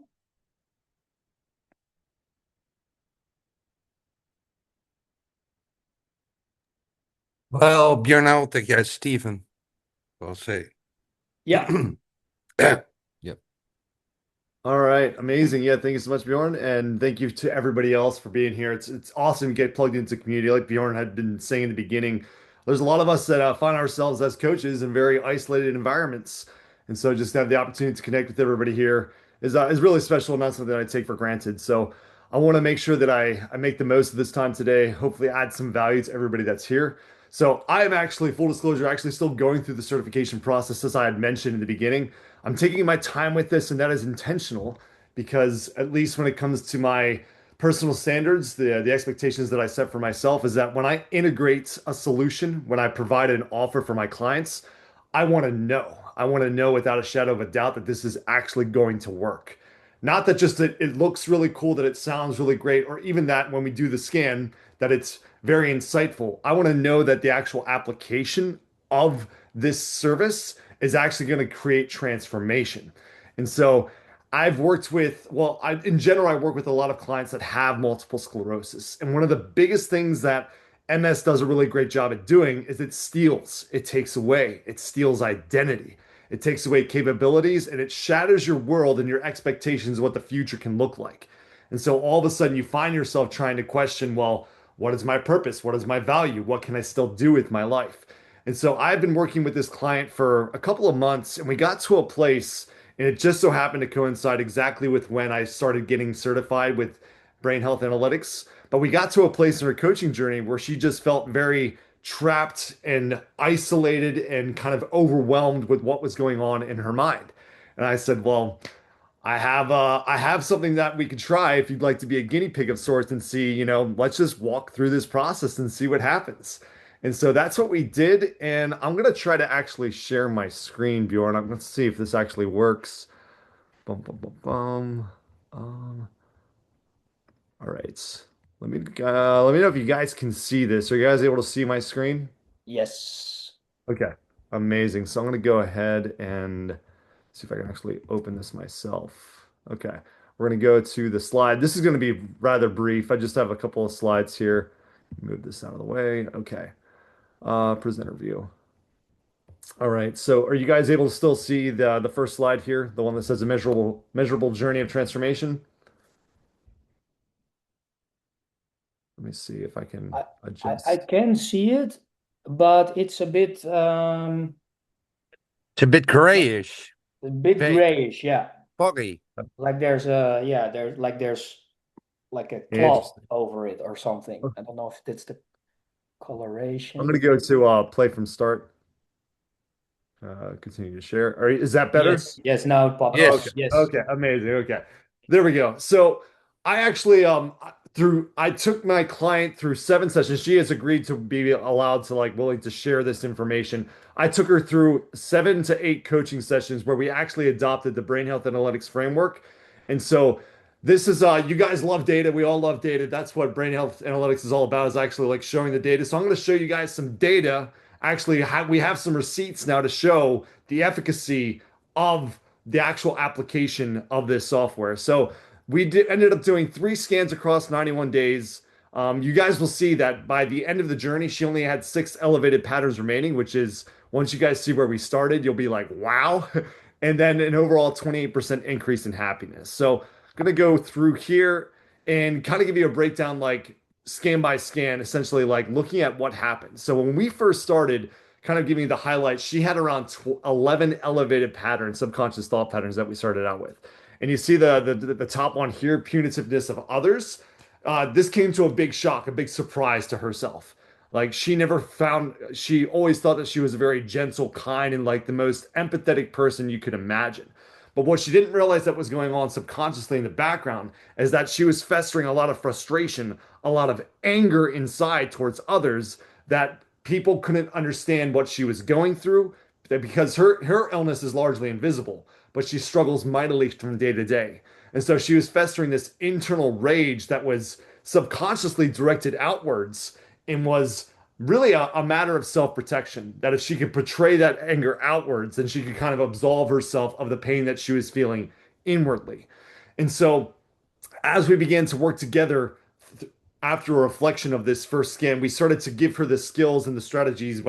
We looked at the identification of challenging, of reframing, and then setting the self-care practices, setting the boundaries, and then seeking balance. We essentially went through and gave her the practices and the challenges to start expressing towards others, this is what is going on, to actually communicate, hey, these are my problems, these are my struggles, and just providing that awareness so that she can start to take the anger away and start to recognize that, hey, people actually, once they know what's going on, they actually do want to, and they actually can support me. So about a month or so later, we ended up doing the second scan. And so what was really interesting here is, incredibly, punitive to others completely disappeared. Completely disappeared. It went from a full interference from 1.0 to complete 0. But what was interesting is that as that punitiveness others subconscious thought pattern went down, we saw the appearance of another one that started to go up: emotional deprivation. And so at first, my client was really disappointed. She felt like she had, quote unquote, failed the tests, because she wanted to, as a high performer, she wanted to see everything go down. But what we started to recognize is that as the punitive towards others started to fall down, she became more vulnerable on the inside and started to feel subconsciously that her emotional needs would not be able to be met. That even though there were others that were now willing to support her, it was her own internal world that she had to focus on. So we recognized that it wasn't really a setback, but it became an opportunity for her to start engaging with her own emotions, and to start not just expressing what she was going through, but to start expressing what emotional conflicts or what emotional needs that she had with those around her. And so with the combination of expressing what she was going through and taking the anger and the rage away from others, the combination of that with a healthy regulation of her emotions, allowing herself to feel those emotions and actually start to build trust towards others that those could be met. This is what I'm most excited about. We get to scan number 3. And so check this out. Scan number 3, she only had 6 subconscious patterns remaining, and none of them were above a 0.2. None of them. And so all of the work that we had done, not only did we have like a tangible, like physical receipt, but just talking to her, you could tell it was obvious. You can tell it's obvious. Like I'm still continuing to work with her today. We're like re-engaged in my own framework that we've built. But it's just amazing to now see her confidence, the way that she can express her needs, the way that she can express her emotions. And this just happened in the course of like, we're talking 90 days, in 3 months. This visible, tangible, measurable transformation that she experienced. So overall, looking at like the total transformation, it's really going back to like the efficacy and wanting to see like, can this actually create change? It begins with, for at least for her, begin with protection first, recognizing that her subconscious thought patterns weren't necessarily there as something to destroy her. It wasn't something that was necessarily something bad about her character or bad about the way her mind was working. These subconscious thought patterns were trying to create a shield of protection. But once she was aware as to their presence and why they were there and how she could start to mitigate them, that's when the transformation began to occur. That's when she began to actually make shifts in her mentality and make shifts in a way that actually created change in her life. And so looking at like this is really cool, the factors of burnout dashboard, also creating significant change here. So as we went through from scan 1 to scan 3, her occupational exhaustion went down. She's a manager of a pretty big company, and so she has a lot of people that she's in charge of. And that was a huge source of stress for her because that's where a lot of that punitive towards others was coming. Is she had all this responsibility, nobody could understand her needs, and so she had all this exhaustion as a result of that. But as we worked together, that exhaustion started to go down. The depersonalization, loss of empathy, still something we're working on, but we know that the lower the score, the better. So there's regulation there. Personal accomplishment, the same story there, but we know that that can continue to increase the more that she becomes integrated with that emotional regulation. But the thing that we were most excited about, right, is the happiness score. The happiness score combined with the occupational exhaustion. As the exhaustion went down, happiness is going up. She's more in tune with her emotions, more in tune with expressing her needs, less angry at the world around her. And so that caused her happiness to increase as well. And so really just the highlights here. Punitiveness of others went from 1 to 0. Emotional deprivation, what was interesting is it started at 0.4, spiked up to 0.8 after punitiveness of others went down.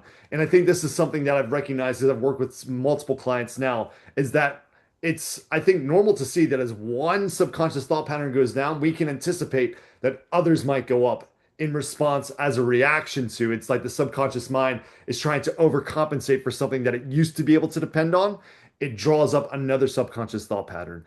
And so, but that eventually went back down to 0.20. Self-sacrifice, we started at 0.67, all the way down to 0.14. And overall, she started out with about 11 active subconscious thought patterns. By scan 3, she only had 6 remaining, and none of them were above a 0.2. So overall, we went from 11 to 6, a 75 to 100% reduction in a lot of the core patterns, a 28% increase in happiness, and most of all, like the transformation that she experienced was the most profound insight, and something that now that I'm working towards certification, hope to have that complete. Once I have that, now I have I'm not giving clients a tangible receipt of like, this is what's going on, but now I have a tangible receipt of like, this is the transformation you can expect. And that's where the true power lies.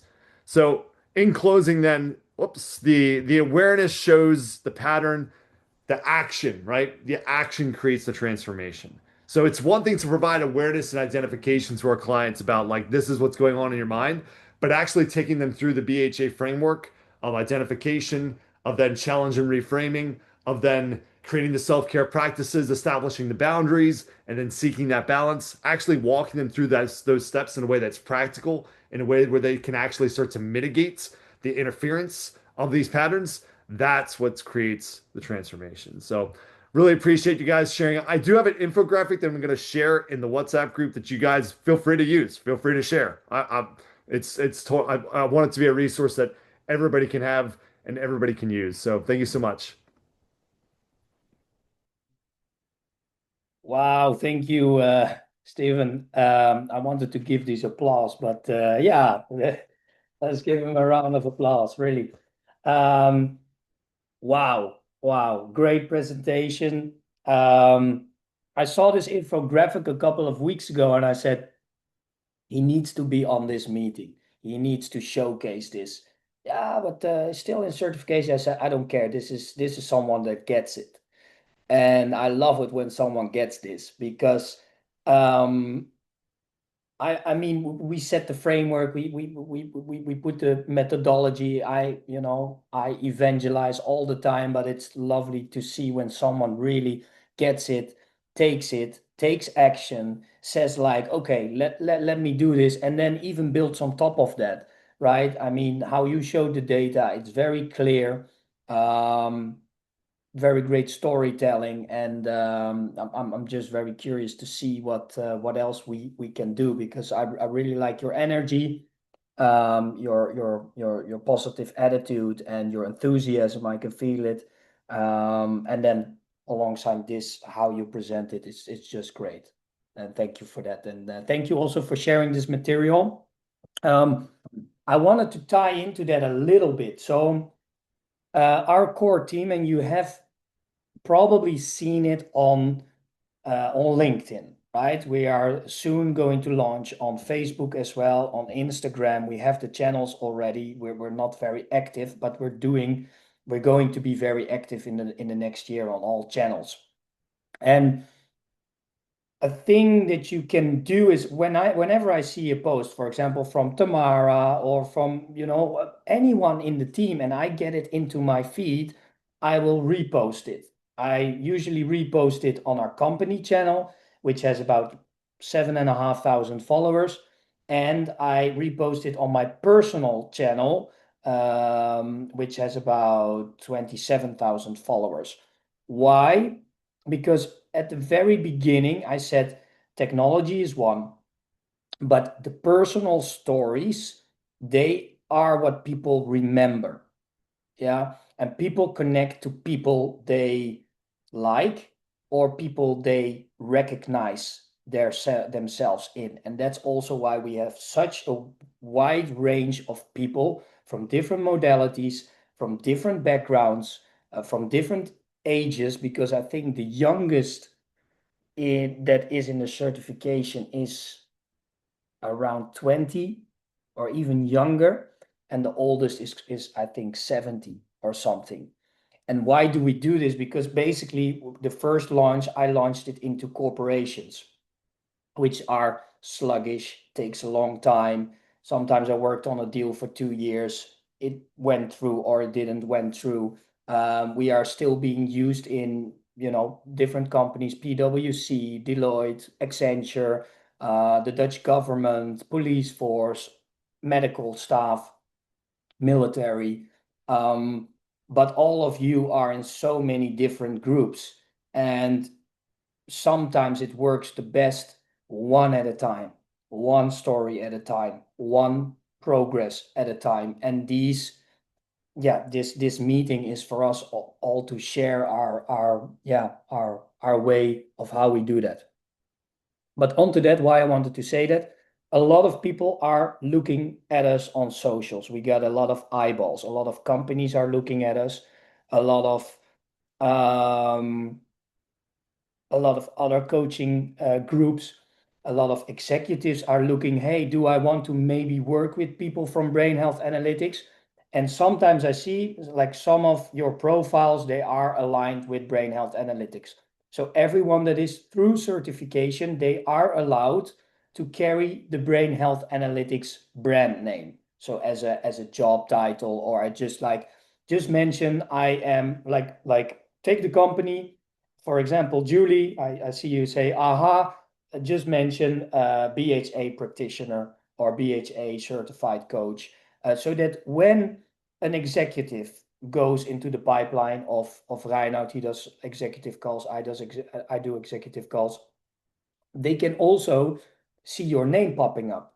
And then it's like, oh, Tamara, she's related. Oh, Noel is related. Oh, Joe is also part of that team. Oh, actually, I like Joe. He has a lot of experience in the business world. I'm an attorney myself. I want to know his take. He's been out of it, but he has a lot more, life experience. How would he look at it?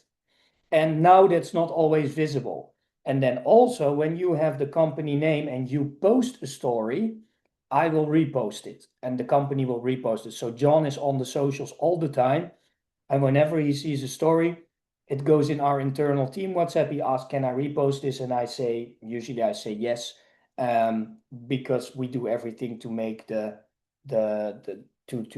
put the methodology, so to say, out in front of as many people as we can. That's basically it. Okay, on to the next one. John, can you share the presentation or Reinout? Yes, Yeah. oh. Oh, yeah, I don't know if you want to say I was something. simultaneously, yeah, but Tamara. Great picture. Thanks. Okay, it was a great segue, Björn, when you were talking about making those connections to the stories. And throughout my career in education and the emphasis that we placed on coaching, the ability for educators and administrators to connect personally is just such an integral and profound way for people to navigate and pivot. So I appreciate the time and commitment that people have made to these 2.5 hours this morning or this afternoon or this evening. So I'm going to share a little bit of my story. And it is what I'm going to share with you is heavily informed by my journey with the cognitive clarity scan. So I'm going to start with my early years. When I recognized that as a young person, I became a chameleon and I could be anything that anybody needed me to be. I had a great sense of observation and learned the power of information, when to speak, when to imitate, and that served me very well through my career. And so I've since come to understand that that is a kind of code switching that a lot of women and marginalized people do professionally and personally to presence themselves in a positive way. So early on, I also observed in my family a very successful, career-driven mother who was an educator and moved into politics. And the priority that she would have put on her career really left quite a profound influence on my own career trajectory, but also on the role that I played within my family. My father, who was also an educator and a professional, he assumed the role in the home of a very traditional, what we would have traditionally thought of as the female's job. And my mom's career was really quite successful. And so I learned from her early on that external validation was where it was at. And so I want to just comment a little bit on some life events that I had. So I left home when I was 17, and a year later, I returned home with my first daughter. I completed my degree, my first degree, and I was holding down 2 jobs. I then got married at 25 and moved to Norway and then to England. I had 2 more children with my husband, and I was working part-time, full-time, while I completed 2 graduate degrees, a master's in counseling and a doctorate in education, leadership, and change management. I was driven. There was no time to be idle, and people were telling me, and I really connected here on this, that people were telling me I needed to do more. I had so much more capacity. You need to really seize this. So I wasn't idle, and I really wasn't spending any time with my family. My husband played professional hockey, so we were like ships in the night. He would be home at night during the day while I was working or studying, and vice versa. I would be home while he was playing hockey. So that life we had for about 10 years, and we just decided one day we were going to move home to Canada. And so I took a part-time counseling job in the local school system, and in 8 years, I became the director of curriculum implementation. I was confident, knowledgeable, and I was on a career trajectory that I felt was appropriate for what my skill set was, what I was bringing, my education level. You might sense a little bit of entitlement there. But it was I was in a privileged position, and I got to lead several significant initiatives that were systemic, that touched 2,000 staff and over 20,000 students, and all of their families. So for the next 9 years, I was living the dream. And then in 2019, I was appointed to an executive level directorship within the government. And you all know what happened early in 2020. There were rumblings about this virus that was rampant. And on the heels of that, my sister passed away unexpectedly. And 3 days after she passed away, the world shut down. And as a leader in education, it was quite remarkable. And I'm sure anybody in health can attest to that as well. So it was an unprecedented time. I was dealing with a significant loss, trying to support my mom. And yeah, so I was really in the throes of a significant family and career professional, this bipolar experience, that I felt that I was really well equipped to deal with. I had an awesome team. Here we go. I'm going to park my emotional needs with regards to my sister, and I'm going to lead this education system through COVID-19. And I would have said at the time I was thriving. People were coming to me, they needed me, I was giving them good counsel, I was reaching out to my counterparts across the country, and I thought it was really solid leadership. It was 24/7 for about 18 months. And then the memory loss started. And it shattered my world. I was trying to reach out to people, to strategize. I had a very close circle who were covering for me, and none of it helped. And so I took a leave of absence. And then the Band-Aids came. The medication, prescribed medication, the counseling, the meditation, the self-help groups, the webinars, the podcasts.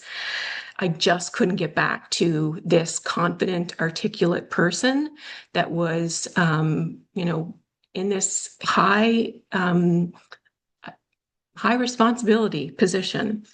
And I couldn't stand to be anything less than that person. So I walked away. And it was the hardest thing I could have done, but I needed to do it because it was my self-preservation. So then we've got a new chapter, and what's that going to look like? So I did a lot of soul searching, coaching, counseling. I updated my CV and my LinkedIn profile, and I was exploring different options. I pursued some formal coaching programs, and there just didn't seem to be a really good fit. And then I saw Björn's post. And so I was delighted when he invited me to speak with him. At the time, the scan and having access to the scan changed my life. And seeing the power that the tool, because I'm an assessment person, I believe in data, starting the conversation with data. And I said earlier, it was serendipitous for me to come to brain health analytics and the cognitive clarity scan. So I did the work on the unrelenting standards and the self-sacrifice. And we've all, touched on unrelenting standards. I hear you. I connect with you on that. The self-sacrifice for me wasn't doing for others. It was abandoning myself. I gave up all of my interests. People said, "Oh my gosh, used to be beautiful in making clothes." I was a master tailor and designer as something that I did on the side, and yet I gave it all of it up because somebody was asking me to do more in my job, and I was rising to what they were expecting me to do. So in 4 months, I worked hard. I worked really hard for 4 hours a day on brain health analytics and the cognitive clarity scan. And over that period of time, I gained the insights that I'm sharing with you today, and the strategies. I set boundaries. I have found a new love in watercolor painting, and I'm good at it. Who knew? So I have a new alignment. And Björn, I'm so grateful that you have brought us to this point and that I'm along on this journey. I do believe I'm me. I'm a better version of me. I've let go of the chase. In some ways, I've set those boundaries, and I believe that together we are making a meaningful contribution. So here's to the beautiful next chapter. And thank you all so much. Wow, thank you. Thank you for your story. And yeah, you worked so hard on it, and I believe it was Leanne that told me, hey, you should listen to Tamara's story on how she really went deep with the methodology and herself. And it's basically even what Joe said as well, and Reinout says it, and for me it was personally, of course, something that saved my life, literally saved my life. I don't oftentimes share this with people, but 2 days before I went into rehab, I actually crashed my car because I was under the influence. I believe that is how God works, to show you, look, Björn, you were already, it may sound kind of funny. I don't know if it's the place to share, but I will share it. I drove into the water. I called her Reinout. So Reinout and myself, we actually knew each other. We were drinking buddies before we became recovery brothers, so to say. We're also very good friends. Actually, we went looking at the solar eclipse with his father. His father is also a good friend of mine, and he's an ex-CEO of a very big company. We talk about brain health analytics a lot, but how it works that just when I was in that water, in that pond with my car, I was calling Reinout and Reinout, I said, "You need to get me." He said, No, Yeah. because I also have been drinking. I said, "Yeah, It's but you five need-" wine finished, like Yeah, I five said, "No, Chardonnay. you I need to get me remember it. now." And he said, "No, I'm not doing it." And exactly at that moment, I saw the light of the police going through the back of my car. I opened the door and all the water flooded in.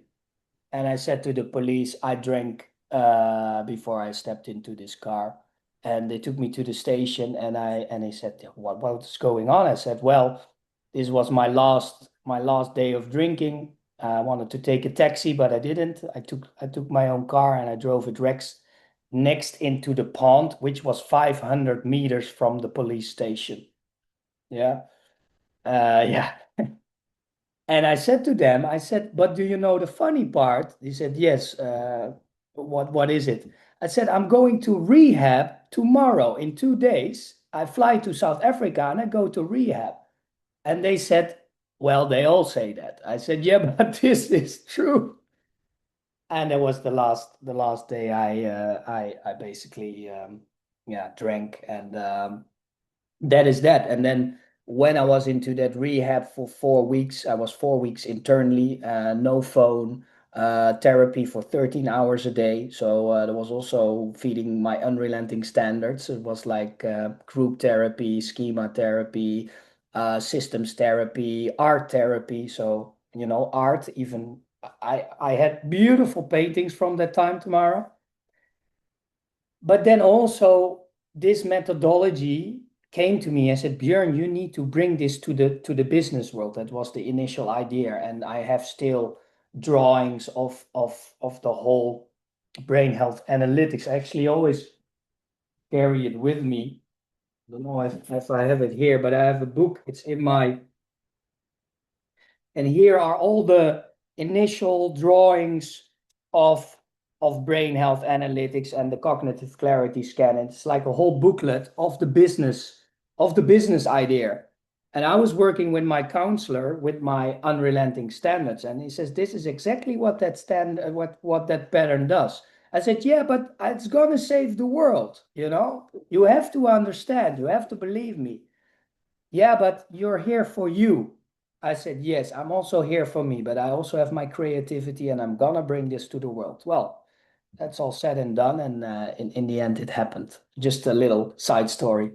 Okay, on to the next one and the last one. Not last but not least. I know, guys, it has been a long stretch, and I do appreciate everyone's time and the respect that everyone has to listen to each other, and I'm super grateful. Joe, on to you.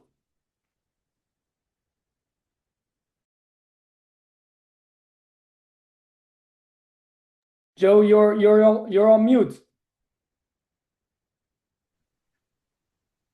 I'm going to dive right in. Intros are over. Everyone's exhausted. I'll make it as brief as I can. Personal experience. And I'll start it off with a question.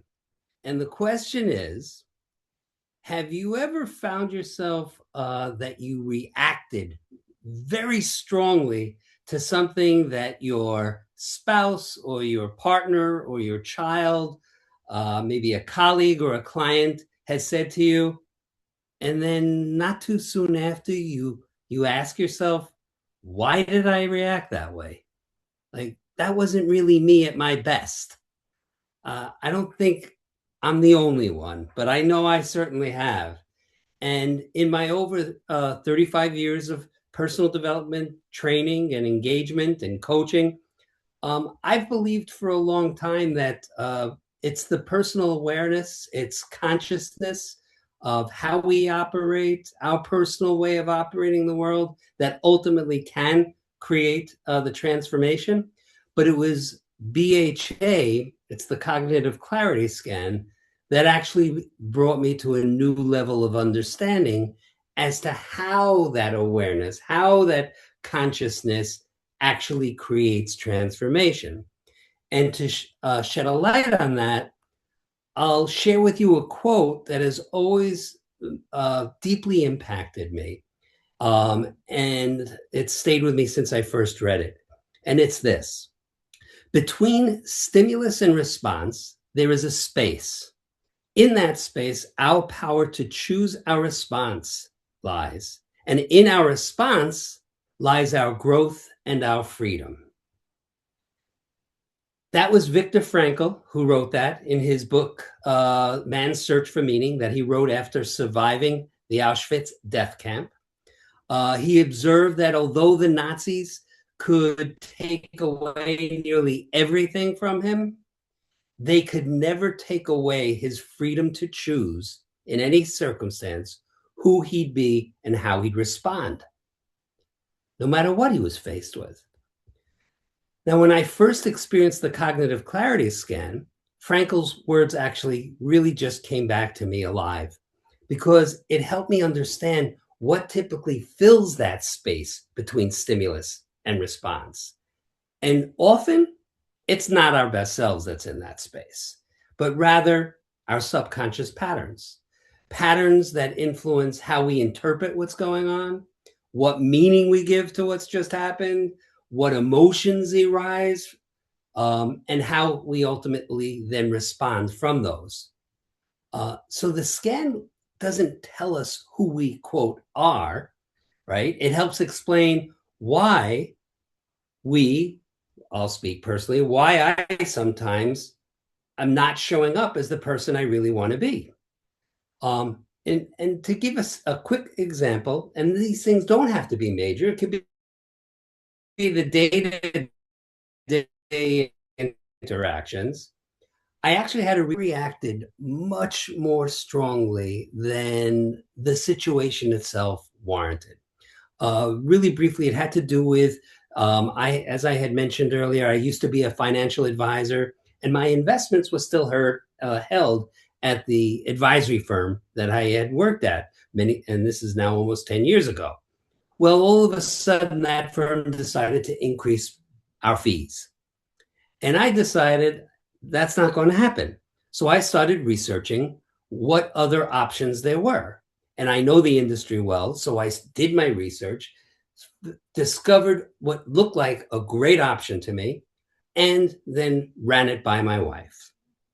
And what I found was that I got frustrated with her reaction, because she went into her own fear mode of, what are we going to do with our nest egg? What are you talking about? What are we changing now? Change is fear, right? And her reaction in not simply going with where I was heading, I found myself, I reacted like blowing up. It's not typically me. And it was only when I stopped and said, wow, what the heck triggered all of that?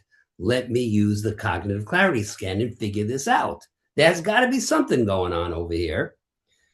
And what I identified was basically 3 patterns that were at work. The first one, emotional deprivation. So, and the characteristic relevant to this is feeling resentful towards others for not providing the emotional support you need. So looking back, I could see that underneath my frustration was actually a resentment that I wasn't feeling heard. I wasn't being listened to. I wasn't being supported. My needs. And this stuff goes back to, being the third child and wanting to be heard and, never was, right? It's all the adults and then there's me. So I had to make myself known. So I know this stuff has many decades of existence, but I wasn't consciously thinking, oh, I'm resentful. But the pattern, by looking at that pattern, helped me realize what was underneath, in part, that big reaction. She doesn't listen to me. Next was entitlement. And the characteristic that applies here is becoming easily frustrated when things don't go your way, or when you feel that your expectations aren't met. I had a strong expectation about how this should go. I'm the former financial advisor. I'm the big man. I've done the research. I know. I expected that this would just go, okay. What do you think? I wasn't, again, consciously thinking I deserve to have things go my way, but I could see how attached I was to how I thought things should unfold. So there it was. probably my biggest one, the entitlement standard. And yes, the one that we've been talking about quite a lot, the unrelenting standards pattern was there too, but the characteristic of it that we haven't talked as much about was expecting others to meet the same high standards, leading to our frustration and leading to conflict when they're not. So I could see that my desire to get this all resolved properly and efficiently and, in the best way possible, contributed to just total impatience and upset with my wife when we weren't approaching it the same way. My expectation was I had the standard, and now everyone else should follow. My wife should just agree. So the real value that I see of these patterns is that we can step back. And this isn't, and realize it's not just about what's happening right now. It's that something is being activated within us and taking the time to get that awareness. And it's something I didn't have in the moment, but it gave me a place to go back to and create a new space of connection and closeness and completion with my wife. And it also brings to mind a parable, a Zen parable that maybe some of you have heard. It's about two monks. And these monks have a vow of celibacy. And these two monks are walking along and they go down to the river near the village, and there's a woman standing there. And the older man goes over to the woman, and the monk ends up picking her up and taking her across the river. Hours later, the younger monk turns to the older monk and he says to him, he says, "How could you have touched that woman?" And the older monk looks at him and says, "I put that woman down back at the river hours ago. Why are you still carrying her?"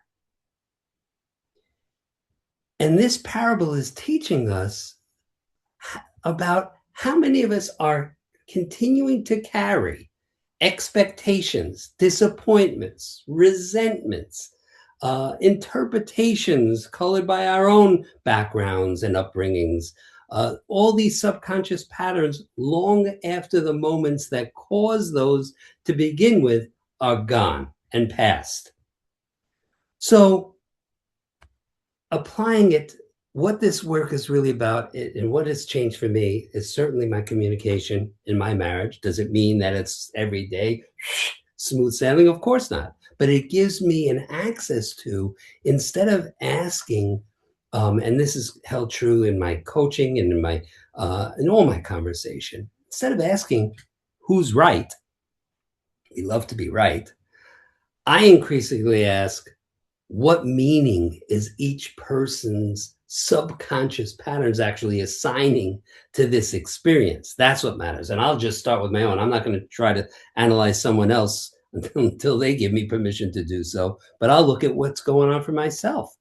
And that question has changed everything. I've seen my clients become more curious, less defensive, more compassionate, because they finally understand what's running the show.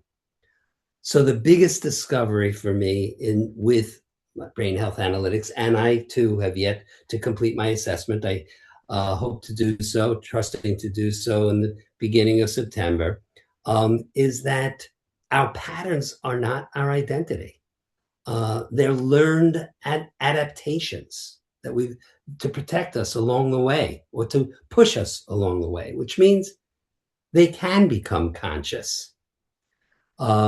Back to, of course, the Jung quote about until you make the unconscious conscious, it'll direct your life and you'll call it fate.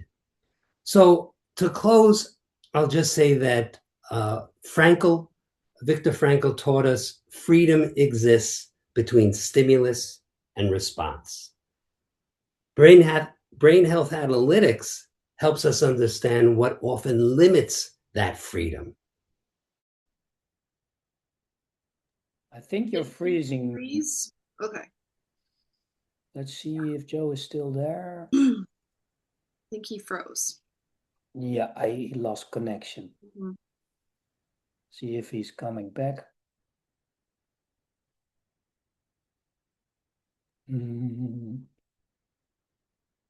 No, I don't see him coming back yet. We'll wait a little bit. Well, thank you, Joe, on sharing this story of creating the gap between what happens and our reaction to it is something also something that we do a lot in the team. What we talk about, Leanne and Reinout, and it's like, especially when we're under stress, right? Or in relationships like Joe mentioned. I know with my last relationship, if we would have worked on all our patterns before that relationship, we would have maybe still be in it. I sure was not always the easiest person. I can tell that. But what Joe says is really, I think, the cornerstone, and then we almost are in the almost spiritual super consciousness, not the unconscious, not the subconscious, but the super consciousness is, I think we're all here to learn, and situations and people in our life are presented to us. So actually, instead of being reactive, we can choose to pause and then say, what does it teach me? And what arises in me? And Joe, you said it perfectly. Like, you were presenting this plan and you did all the research, so you knew it was a good plan, but your wife felt the fear. And then back, you felt like, but I've done all the research and my emotional deprivation, why doesn't she, trust me? Or, well, anyway, it's, I think, a very recognizable situation for any one of us, because we're all in relationships with our spouse, siblings, parents, kids, for you that have kids. Okay, I think that's a good story to end on. Thank you very much, everyone, for being here. It has been 2.5 hours, so that's a long one. We knew it would be a long one. Next time we will try to keep it a bit shorter. And I'm very grateful and thankful for all of you being here. And wherever you are in the world, good morning, good afternoon, good night for the ones in Australia. I think many of us already from Australia sign off.